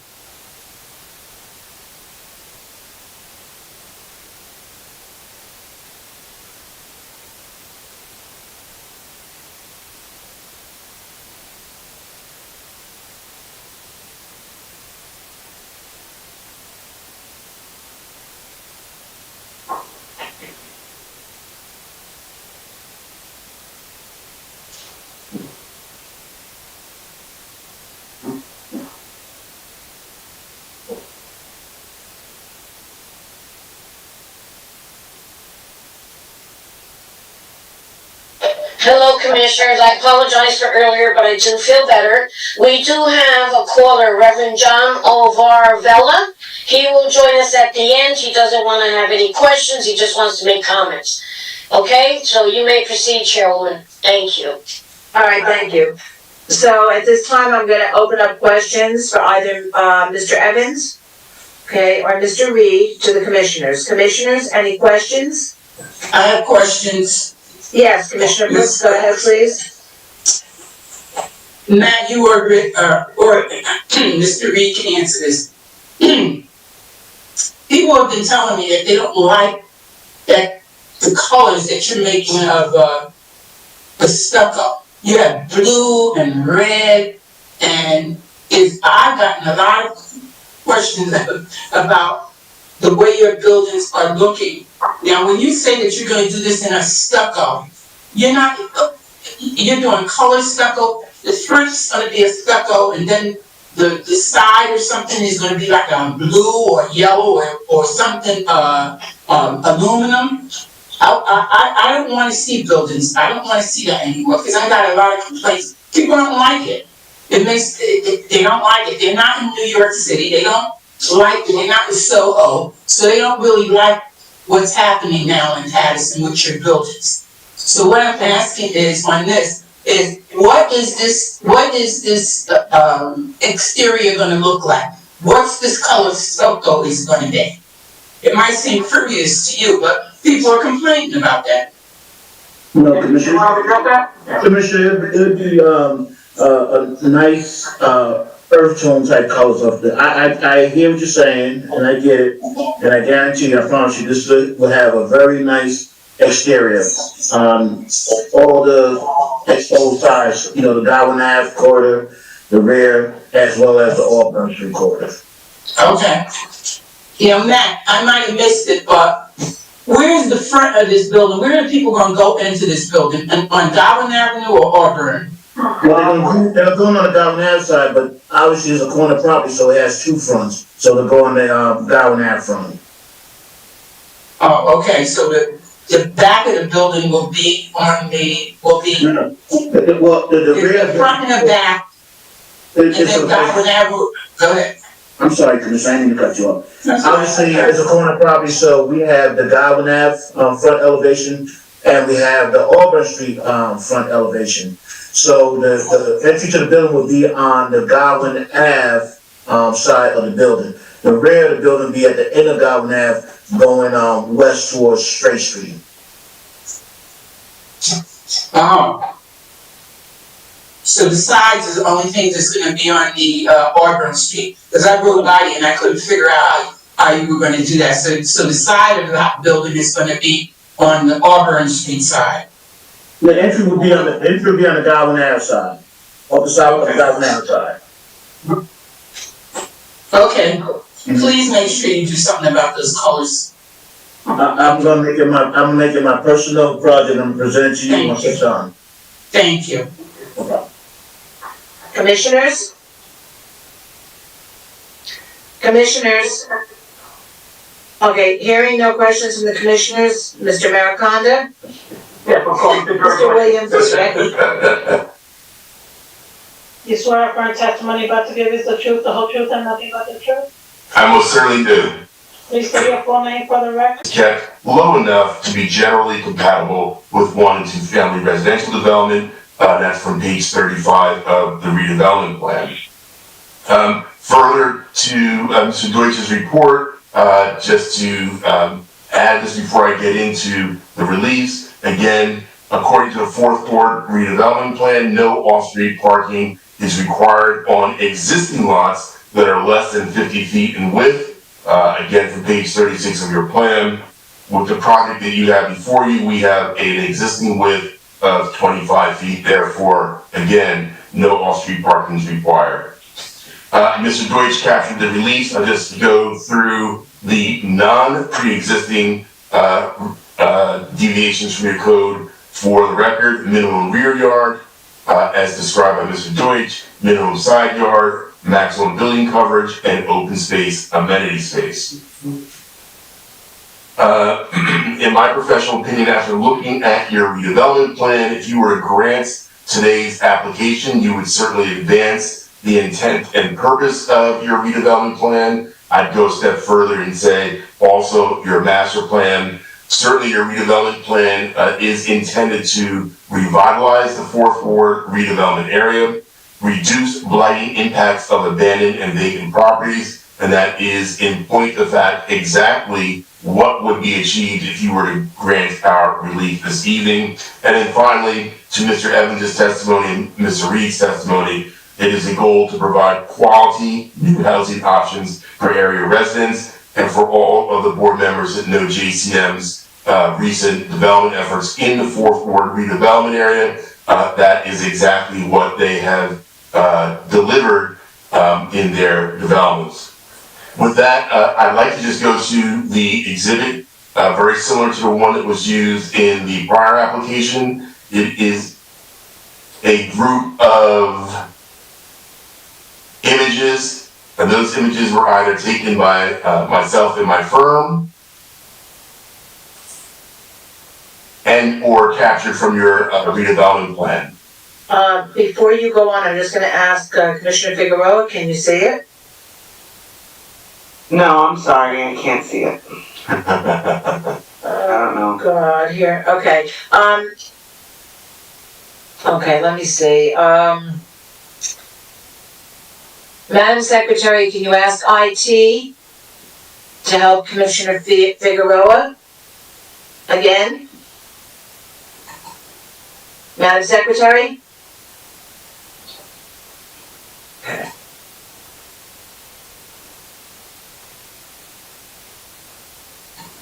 Copy of it, Madam Chair, copy of it is in our emails. It was sent this afternoon, so, Oh, that's perfect. I'm gonna follow along. Okay, good. Okay, good. Okay, thank you. Thank you very much. Okay, so, that being said, we have to, list this as an exhibit. It'd be A1, Madam Chair. Adam, A1? Okay. All right, please continue, Mr. Williams. Thank you. Certainly, thank you, Madam Chair, and I'll go a little bit slower to allow some time for Commissioner Figueroa to access her email copy. I'm very good. I'm already looking at everything. Thank you, though. Okay. The first slide, as in the prior application, this is the aerial photograph and it is intended to give you a bit of context for our site in context of the surrounding land development pattern. Our site is highlighted in the bold yellow color, and you can see, as Mr. Reed and Mr. Evans testified, located at the intersection of Auburn and Godwin. Lots 18 and 17 as testified to previously, so this is definitely a corner lot. As in the previous application, if you look at the lots in the surrounding area, they are all fairly similar to the dimensions of our lot, particularly when you combine lots 17 and 18, that meaning that they are relatively narrow, rectangular lots.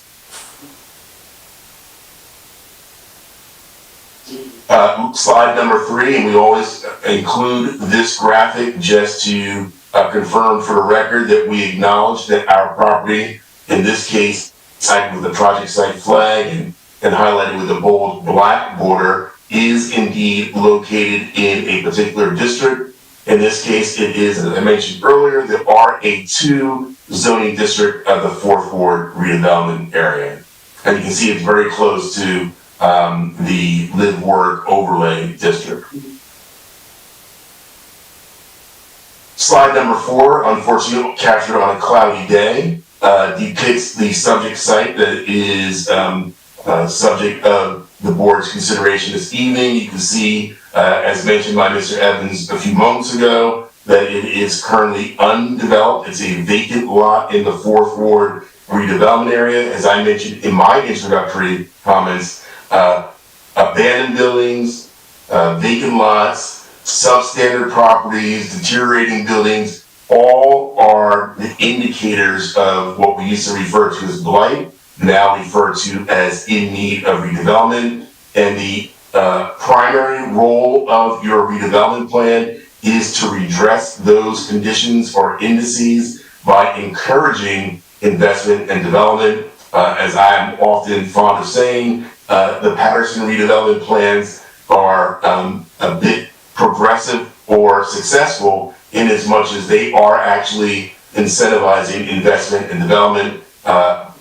Commissioners, that is not the case in every municipality, so Paterson should be encouraged by the performance of the redevelopment plans. Again, the intent of this application is to remove this condition of blight from the 4th Ward redevelopment area. The next slide, slide number 5, photo number 2, captures 42-50 Auburn Street, which is a 4-story residential development, just to give you a sense of some of the scale of development in this area. And I'll be quick to add, the land development pattern is varied. You'll have properties like this one, and then lower intensity residential development in the area. Notice the setbacks here. It looks like it is almost 100% lot coverage with limited setbacks and no on-site parking. Similarly, slide number 6, photo number 3, this captures 21 Auburn Street. And this is a 3.5-story building, also in the RA2 zone district, and similar setbacks as the prior photograph. Mr. Acquaviva.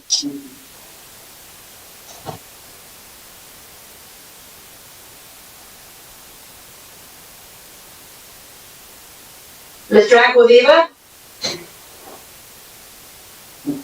Looks like we lost him. I don't see him up there either.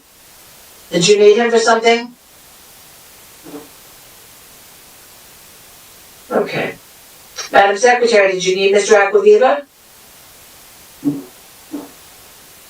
Okay, since no one's answering me, please continue. Okay, and this concludes the exhibit, slide number 7. Photo number 4 is of 114-124 Straight Street in the immediate vicinity, and it is also in the RA2 district. And just to give you a semblance of some of the land development in the immediate vicinity.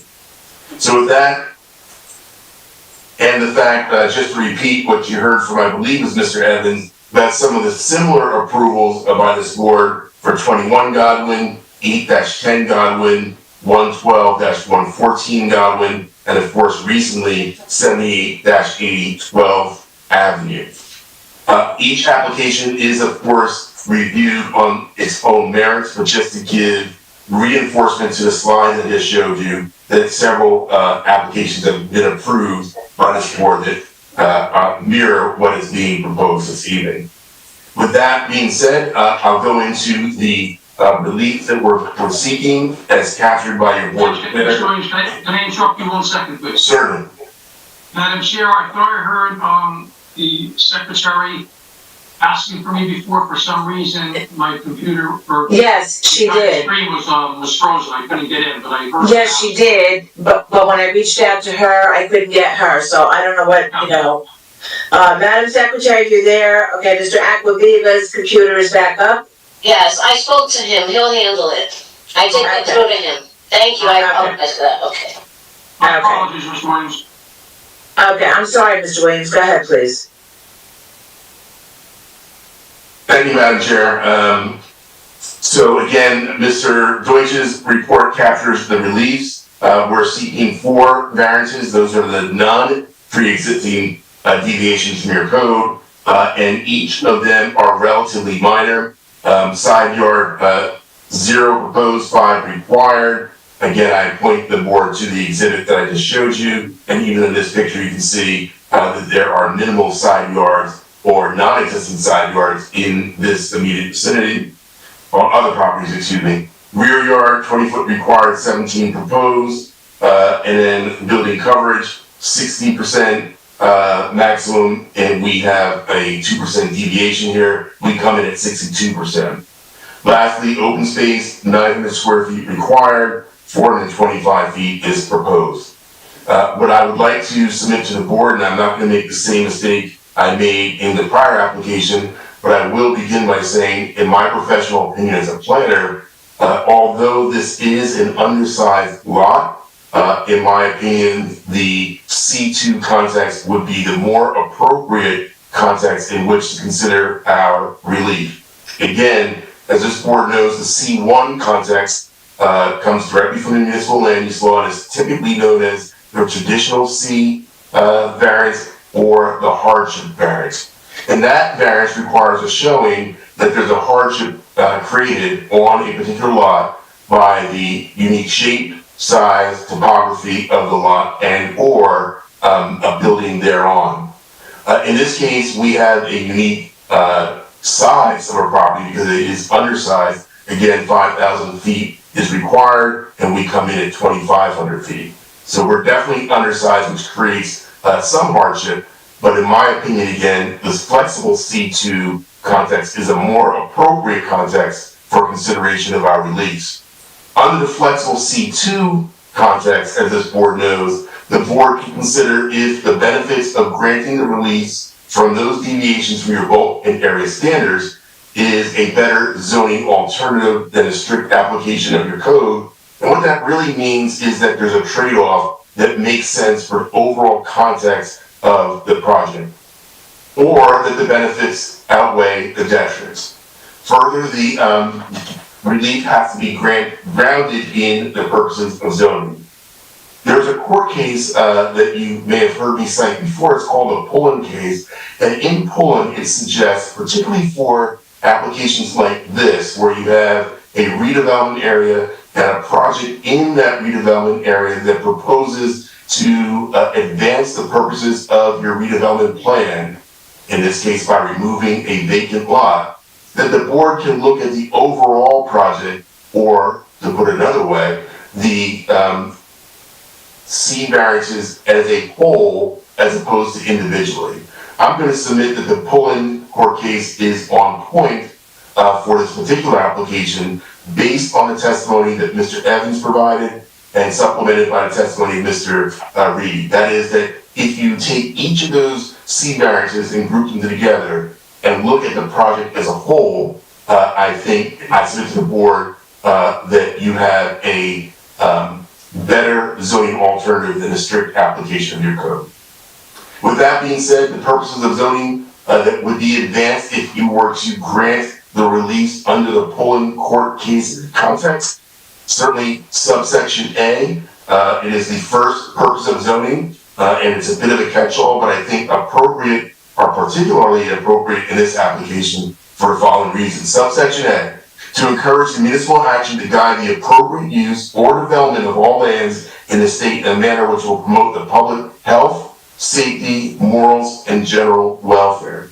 And when you read the Fourth Ward redevelopment plan, the removal of vacant properties in the Fourth Ward redevelopment area and abandoned buildings does improve the health, safety, morals, and welfare. That is, in point of fact, the intent of redevelopment planning in general and specifically in Paterson's Fourth Ward redevelopment plan.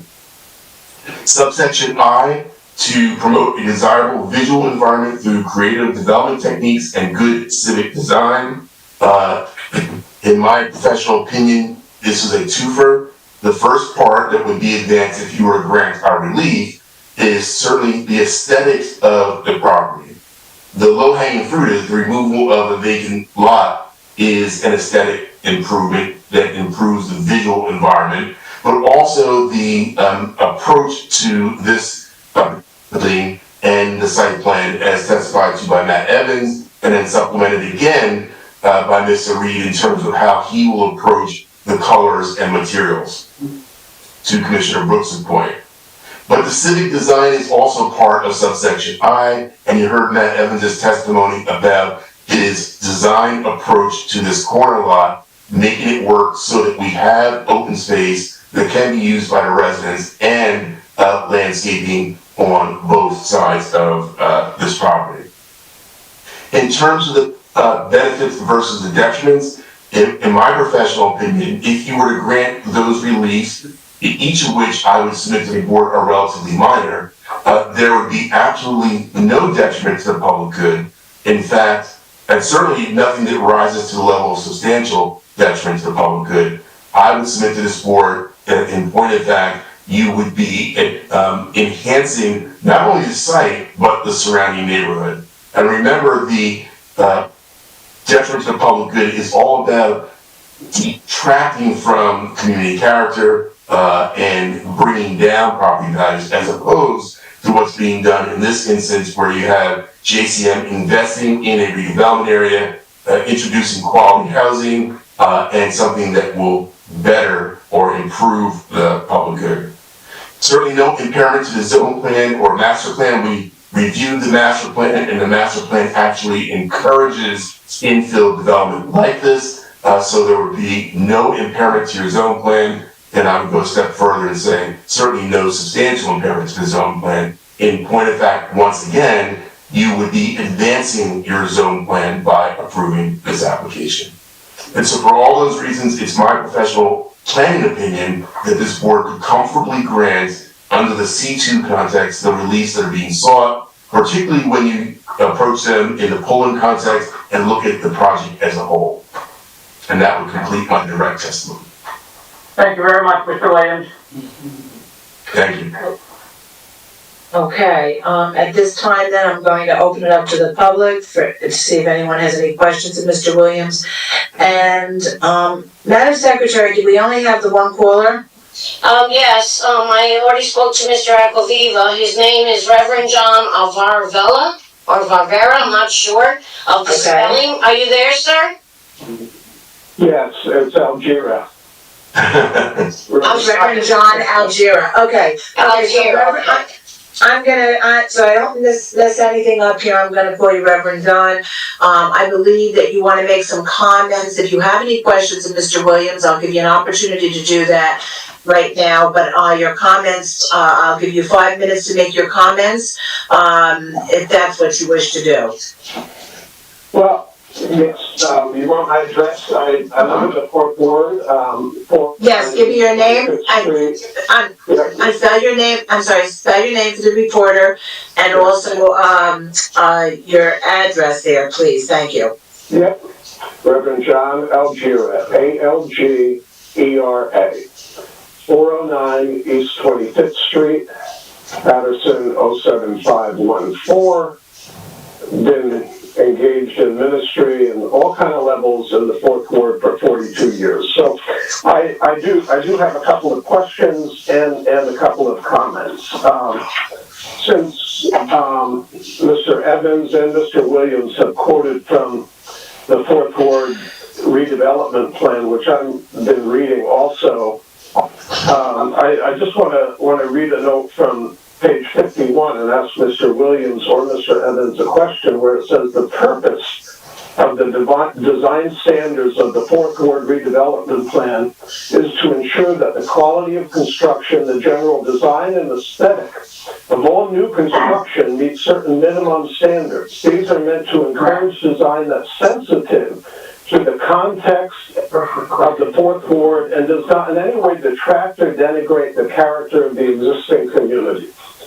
Mr. Williams, you've seen the exterior design of this building, and you showed many other buildings that have all kind of architectural character to them. Do you think that this building has architectural character? I'll be happy to answer that question, Reverend Algier. I just want to make sure that you understand it's probably more appropriate for the architect to talk about architectural character. I could ask Mr. Evans to answer that question. Because the exterior character that I see is nothing compared to the factory that was shown, the brick apartment buildings, or the two houses that are on the picture on the screen right now.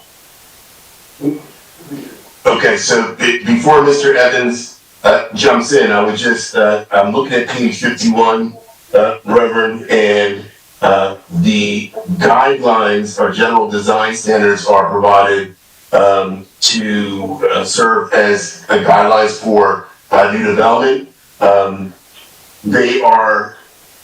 They would not, as I read them, and I'm reading them very quickly, nothing that I'm reading in those design guidelines would negate what's being proposed this evening.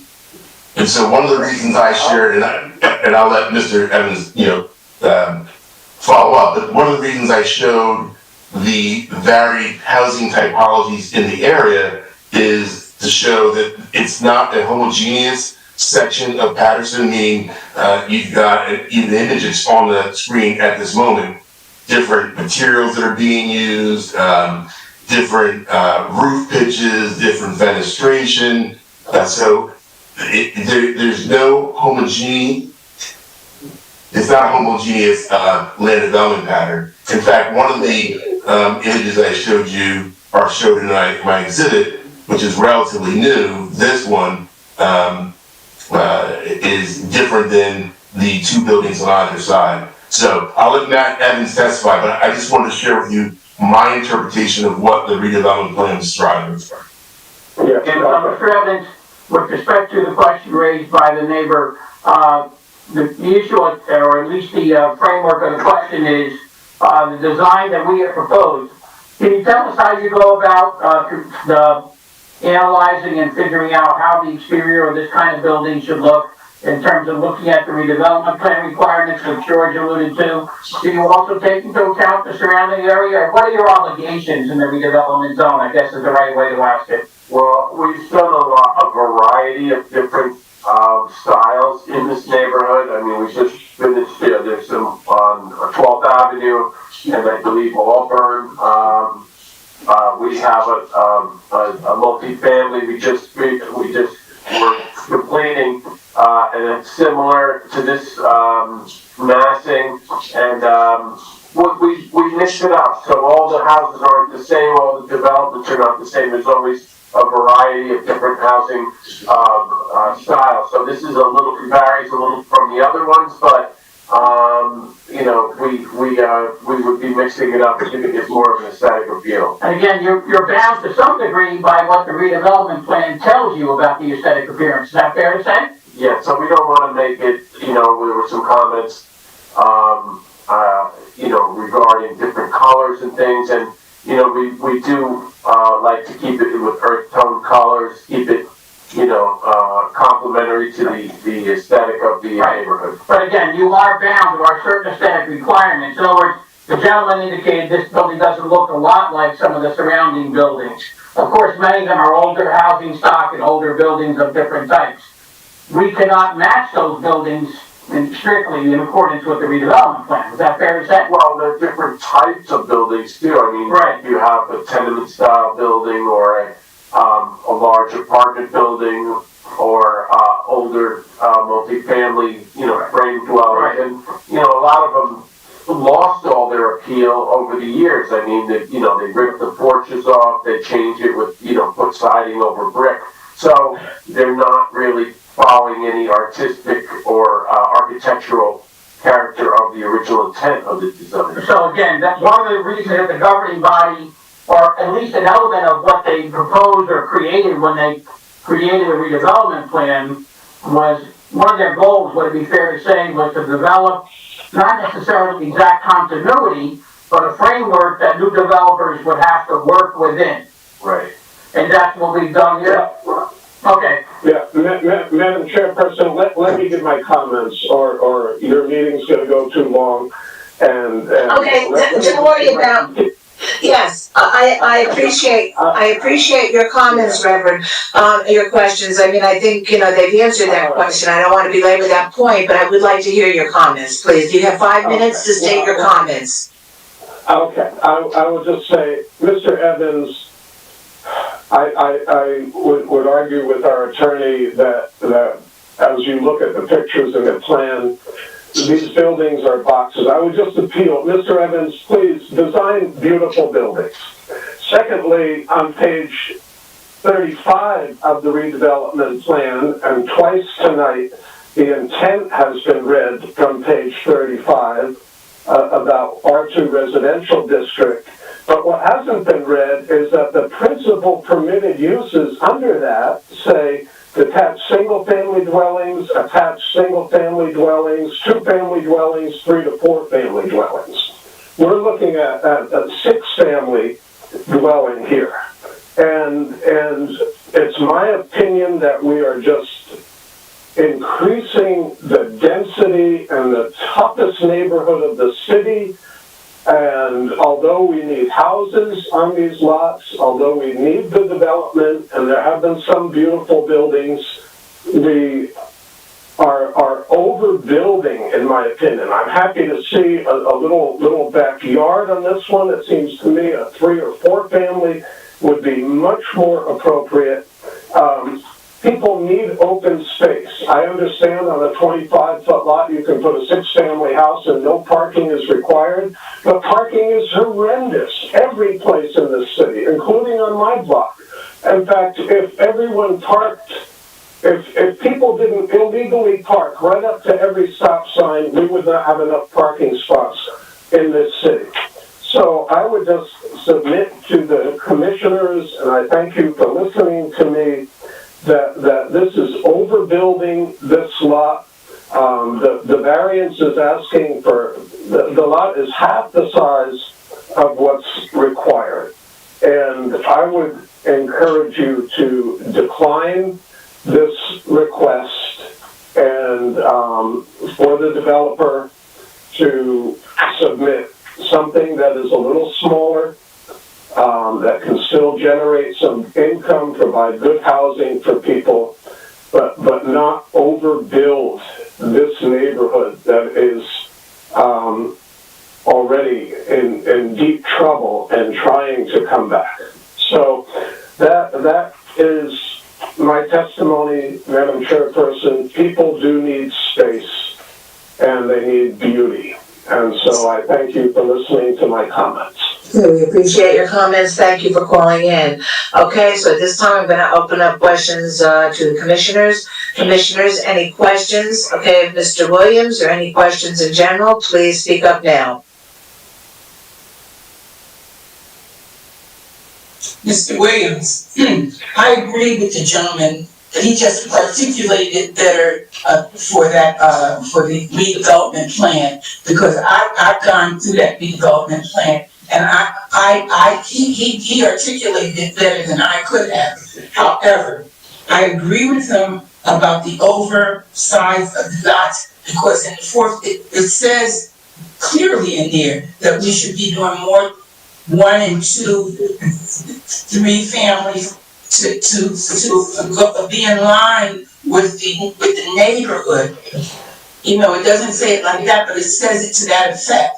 And nothing that's going on here now in Paterson is in line with any of the neighborhoods. And I understand that they're all old houses and things, but I do think that if you go down, I went down Governor Street the other day, and I didn't even know it was the same street. I mean, I understand, and I kind of liked the part that I saw because I know what Governor Street used to look like. The problem is that I'm afraid what we're doing by doing these 6 families and these 8 families, we're creating little projects all over Paterson, and it's gonna come back to bite us. Now, you say there is no detriment. I say that eventually there's gonna be a detriment. Because if we keep on doing these kind of things, instead of looking at it from a point of view like the gentleman said, why couldn't it be a 4 family with more space for the people? You know, people like to have barbecues too. They're just poor, but they should be able to have enough backyard space to have a barbecue. We're not doing that. We're not even, that's not designing it that way. So, I mean, you can't say that there is no detriment. That's not, justify that for me, Mr. Williams.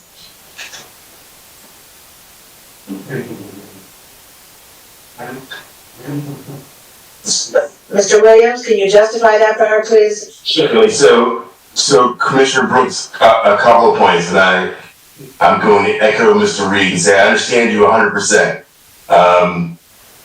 Under the municipal land use law, context is provided for those terms of art like detriment to the public good or impairment to the zone plan. And in my direct testimony, I try to carefully parse those out and provide the citations for from the municipal land use law that govern that.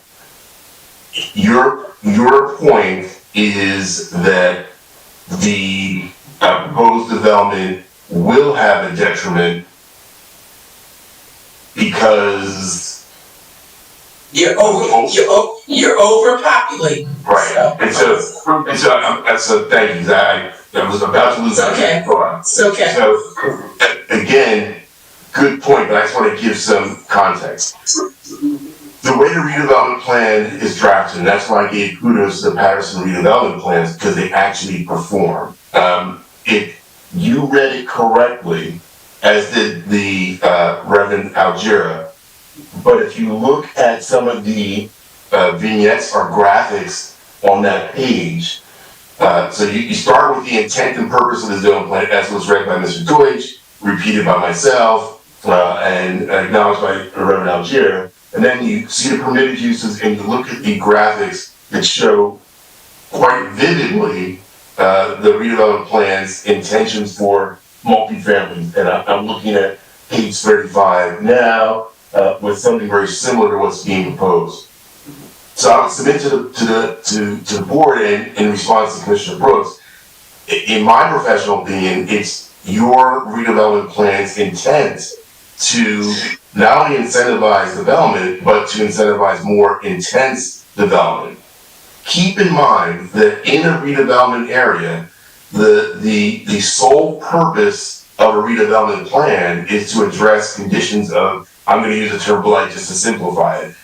And so it's not like a non-redevelopment area where I think your point might be more appropriate, but in a redevelopment area where the governing body, the planning board have made a determination that the neighborhood is not responding to normal market influences. That is, you and I are not going there and buying a house and rehabbing our houses. Instead, what's happening is you have decades of neglect, which actually are what detract from a neighborhood or a public good. Those are detriments. A redevelopment plan is saying, through very unique approach to regulating land use, like the section I just referred to in your redevelopment plan, the municipality should be able to eliminate abandoned houses, abandoned buildings, vacant properties, deteriorated structures, etc. And the only way to get that investment in your neighborhoods that are blighted is through redevelopment planning. And so when you have a developer like JCM or others that respond to your redevelopment plan, I would make a blanket statement that it's permitted use and almost impossible to be a substantial detriment to the public good because they're responding directly to your redevelopment plan. To your point, if you or others feel that the redevelopment plan is no longer effective, then I would submit to you that the real appropriate way to deal with that would be to amend the redevelopment plan, not to hold the developer or redeveloper to a standard that is unfair. Mr. Williams, if I could follow up with your comment, if I could. I would agree and concur with your testimony and your response. Would it also be fair to say, and I know you touched upon this earlier, the various mix of types of residential dwellings, i.e. in terms of number of bedrooms, isn't that really a crucial element? And also clearing the case that this developer is looking at this area with some foresight and some concepts in terms of limiting intensity, just as some people would feel it would be necessary in this area. Interesting point. If I understood you correctly, it's always worth noting the difference between dwelling units, which could have multiple bedrooms, or these one-bedroom units, and so we could have a 6-family building with multiple bedrooms, as opposed to what JCM's approach is to this site, which is to limit the number of bedrooms, thereby decreasing the intensity of the development. Right, I think that's a very important element to take into account. It shows the flexibility that this redevelopment plan actually calls for. Okay. Madam Chair? Yes, no, I want to go back to Commissioner Brooks. I believe the comments were made, Commissioner Brooks, and then we'll go to Mr. Reed. Commissioner Brooks? Thank you. I understand what Mr. Williams is saying, but my question is to Mr. Deutsch. I believe, Michael, that I was on the planning board when we did this last redevelopment plan and submitted it to the council. I believe that it was almost 10 years ago, no? Because I think they're supposed to do a redevelopment plan every 10 years, or they're supposed to look at it. The master plan is supposed to be re-examined every 6 or 7 years, yes. Okay, it's the master plan. And then they look at the individual, say first ward, fourth ward, they look at those and they do the amendments based on the master plan, is that correct? Right. I think I was on that board. When we did the master plan around 2003 or 4, after that we did the first the first version of the first, fourth, and fifth redevelopment plans. Right. Then after the second master plan, we updated our ordinance and also took another look at the redevelopment plans in 2014 or 15, I believe.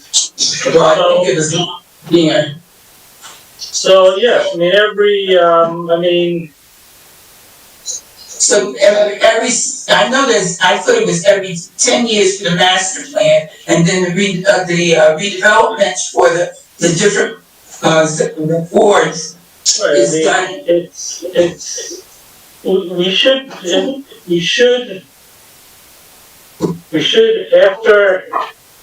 after we examine our current master plan, we will also take another look at the redevelopment plans to see if they need updating. I see. All right, thank you.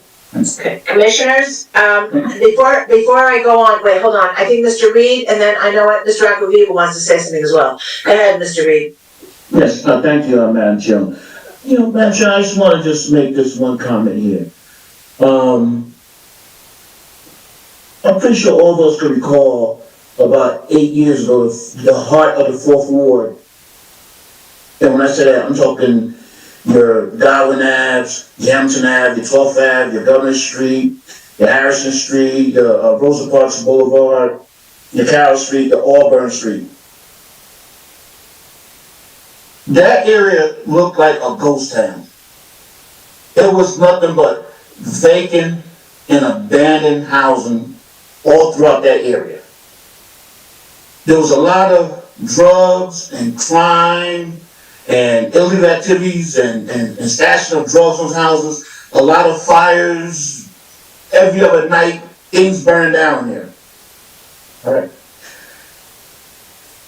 Our guy, Florio, came in and looked at the redevelopment plan for the 4th Ward and decided to roll the dice and gamble, redeveloping that area as per the redevelopment plan. I'm born and raised in the 4th Ward.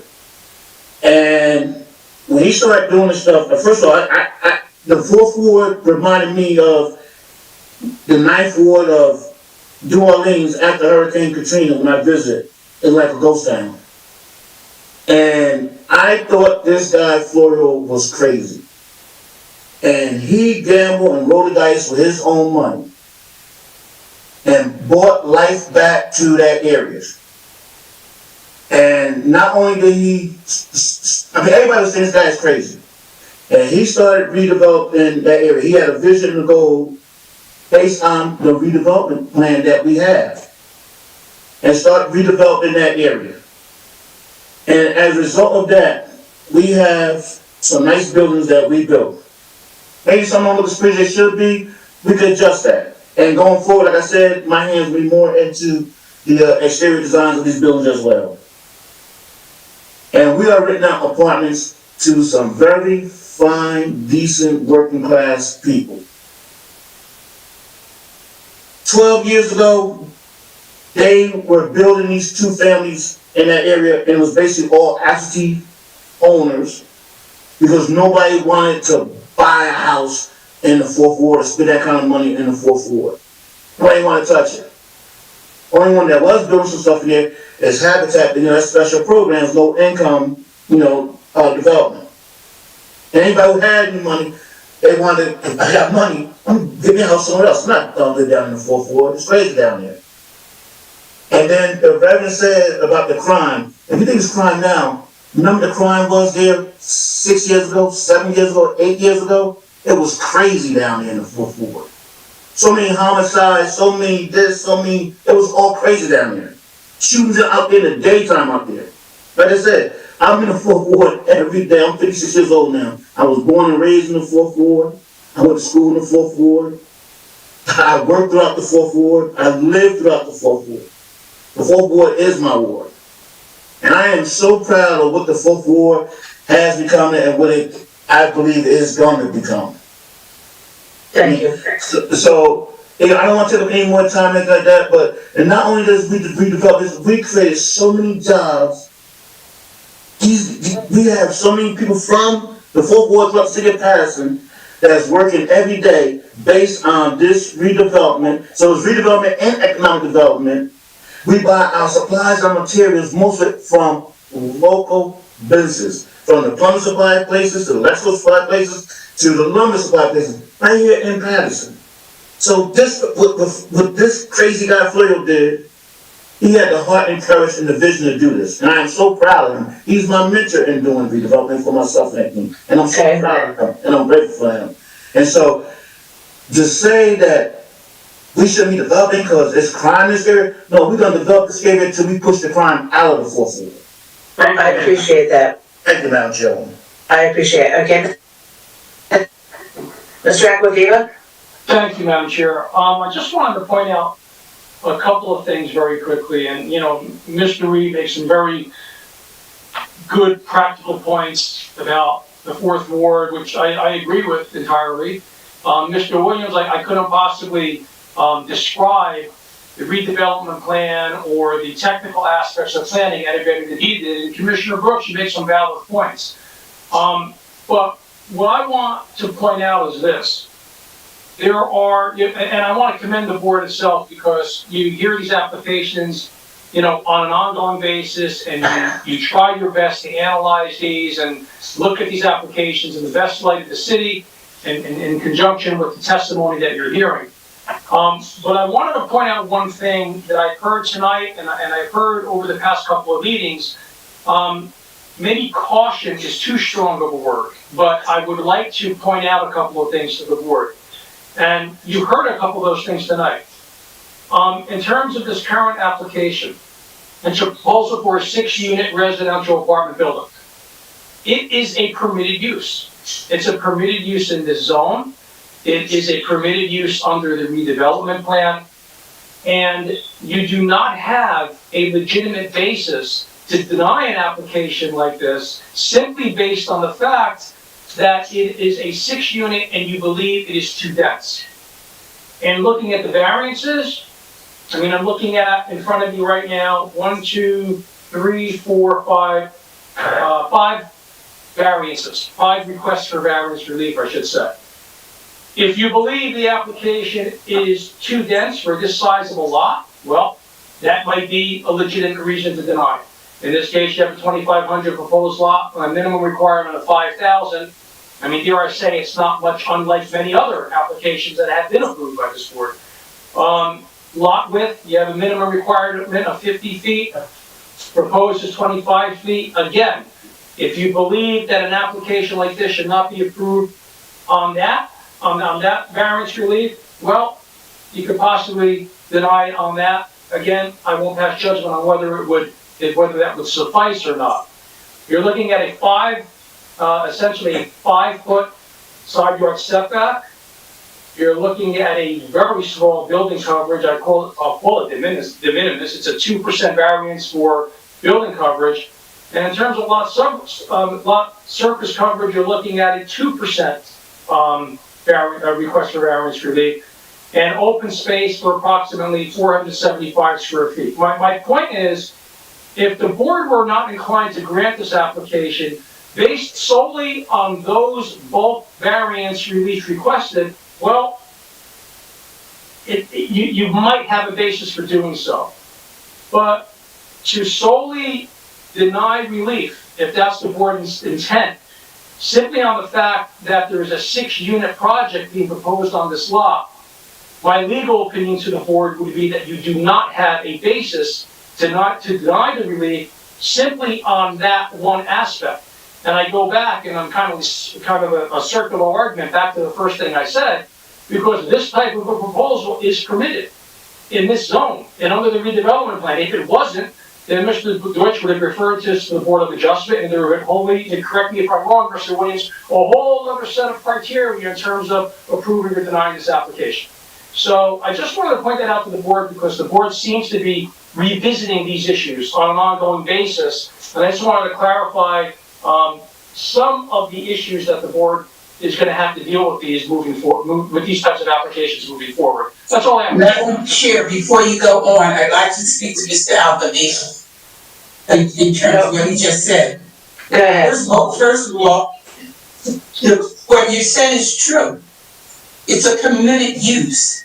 But we as board members, the reason that applications come before us is so that because they have a problem meeting the permitted use. So they come before us asking for a variance or waiver of something that they don't have. So you can't say that because you're not saying that a 6-family is not a permitted use. It might be a permitted use, but it doesn't have all the criteria that's needed or necessary. So that's why the applicant is coming before us, asking us for a waiver.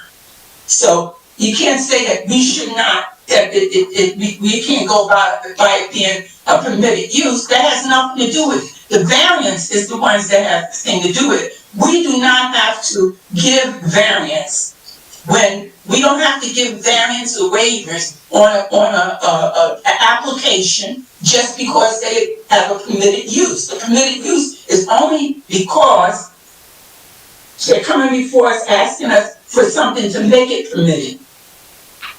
Well, now I know that from being on this board all these years. So if somebody comes before us and say, they wanna do a 6-family, and they need 5 variances. If we don't give them 5 variances, they can't use that as a permitted use. That's just common sense. Yeah, I think we're beating a dead horse, to be honest with you, almost every application we've had. Madam Chair, Almost- I would like to respond Yeah, to that. go ahead. Commissioner Brooks, without even knowing it, you just agreed with what I said. And the reason why I'm saying that is because, okay, this is a permitted use. You are not making a decision based on whether or not this proposed use is permitted here. Well, so what I'm getting at, and what I tried to point out before, is if you believe that this particular application is too intensive based upon the bulk variances that are being requested, and I have them in front of me, I don't know if you have them in front of me on the bottom of Mr. Deutsch's review, then that may be a legitimate reason for denial. But my point is that to deny an application simply, before this board anyway, simply because you don't approve of the use is not an appropriate action of this board. Because this board is not voting on whether or not the use is permitted, that a use that is not permitted should be permitted in this application, because that part of it is settled. If it wasn't, it would go before the Board of Adjustment. The application and the review is based solely on what is being proposed and whether the bulk variances here being requested are too intensive for that proposed use. So we are actually saying the same things, just in different ways. That's all I wanted to point out, Madam Chair. Okay, and all I want to say is, I don't recall us getting very many, since I've been on this board, and we've always been asked for variances. There's very few applications with no variances. So, I mean, I understand Commissioner Brooks' comments, I understand the Reverend's comments, I understand, what Mr. Williams is telling us also. I mean, if there is not a marketplace for 2 or 3 family homes in that area because they're not being bought up, or Mr. Reed said the same thing, there's no marketplace, who's gonna buy a home over there? Then maybe this is better for renting. Again, it's a decision everyone's going to have to make, and I understand, Mr. Acquaviva, all your comments, because you made it very clear. I mean, yes, there's some basis here that we should not be refusing this application. So everybody has to review this application and make their decision. I see absolutely, I mean, this application, with the exception of the fact that I'd like to see it in a different color also, like Commissioner Brooks said, we could make that as a condition if they so decide to approve this application. But at this point, then I'd like to move on and see if any other commissioners have any questions, okay, of Mr. Williams. Commissioners? It wasn't a question so much as, well, in a way it is. Commissioner Figueroa, go ahead. Yeah, thank you. I'm sorry, Madam Chair. Go ahead. I've just been listening to everything, and in the short, brief tenure that I've been on this board, I really have to say that I've been really pleasantly surprised by the way that Mr. Anderson and the representation usually works with the commissioners when they have a concern, whether it's allocating space for community room, or just as he did right now with the beautification, the exterior, working to try to have more dialogue with that. I do respect Reverend John. I know him for many years. He's worked, I think he was one of the founders of Habitat for Humanity, if I'm not mistaken. So I do respect his feedback. And if there's a way to have dialogue and communication and work together, and they're able to work together in bringing forth their concerns, I'm sure Mr. Anderson and the team would be open to that, just as we would. So, Commissioner, I wholeheartedly agree with you. I respect Reverend Alger and the good things he does in the communities. He's more than welcome to meet with me, our architect, if he has some ideas he'd like to see us to put forth in our design. I have no problem with that. You know what I mean? Let me tell you something. I take the fourth ward personally. I take it personally, honestly. I take it personally. I love the fourth ward. I respect that, thank you. Okay, so, again, you know, I personally would like to see something there rather than a vacant piece of land, so I just feel that brings in, elements that, Paterson does not need at this point. But, in any event, does any other commissioners have any questions at this time? Okay, so Mr. Maraconda, I'm gonna ask you to summarize, please. Thank you, Madam Chair, and we appreciate the dialogue and the discussions that have taken place this evening with respect to this application.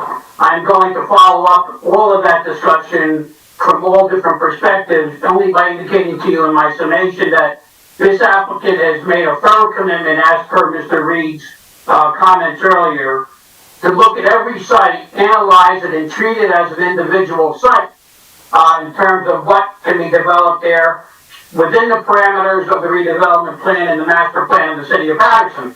And that's why you see variations in in many of these projects that are being proposed. This is a particular site that deserves particular attention. And that's why we come to you with a site plan that we've worked extremely hard on in terms of developing that site for its uniqueness. And that's why we feel we presented to you a project tonight with substantial expert testimony and experienced lay testimony that analyzes the grounds for granting the site plan approval, as well as the variances, which we think, very frankly, in this case, are relatively minimal, and we've more than established in this case, through our professional testimony, that these variances should be granted. I think Mr. Williams took his time in his presentation, and he also took his time in responding to all the comments of the board and members of the public. So I think those grounds for granting should be very clear, and I'm going to rely upon all that presentation. Thank you. Okay, thank you. Would any commissioner like to make a motion on this application? Commissioners, anybody? Okay, does anybody want to make a denial?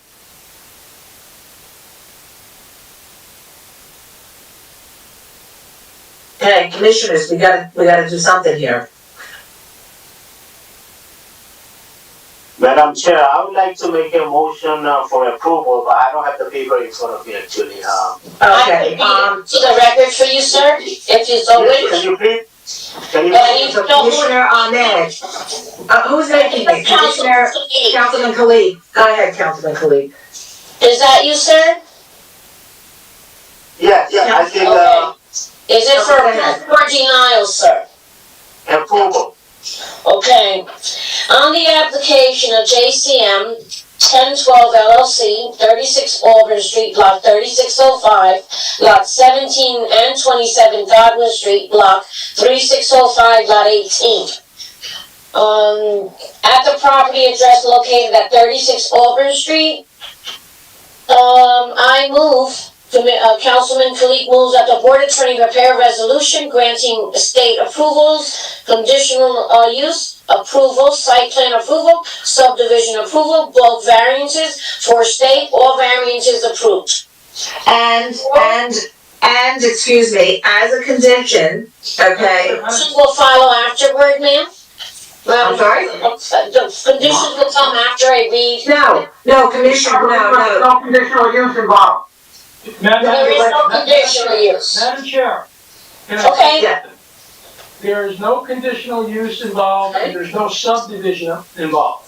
Okay. Site plan approval, bulk variances, city engineer, HAP, soil conservation district, those are the 4 reviews. And the property is located, as I'm reading from the review, 36 Auburn Street and 27 Godwin Avenue, block 3605, lots 17 and 18. And they were going to make an effort, to do earth tones on the outside of the building. Yes, that's correct. That's one of the proposed. That's one of the conditions. Would be a condition. That's right, okay. Condition to do the earth tones on the outside of the building, so it would be more applicable to the, environment. Okay, do I have a second? I second, Commissioner Okay, Figueroa. Commissioner Figueroa, the second. Okay, roll call, please. One moment, please. Okay.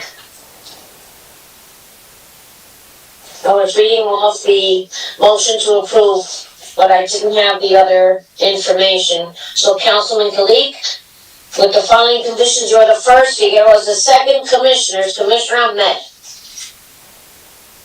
Based on the information and requirements, I don't think any reason for me to deny this. So my vote is yes, but I have seen a lot of worse than this. So my vote is yes. Thank you. Commissioner Brooks? No.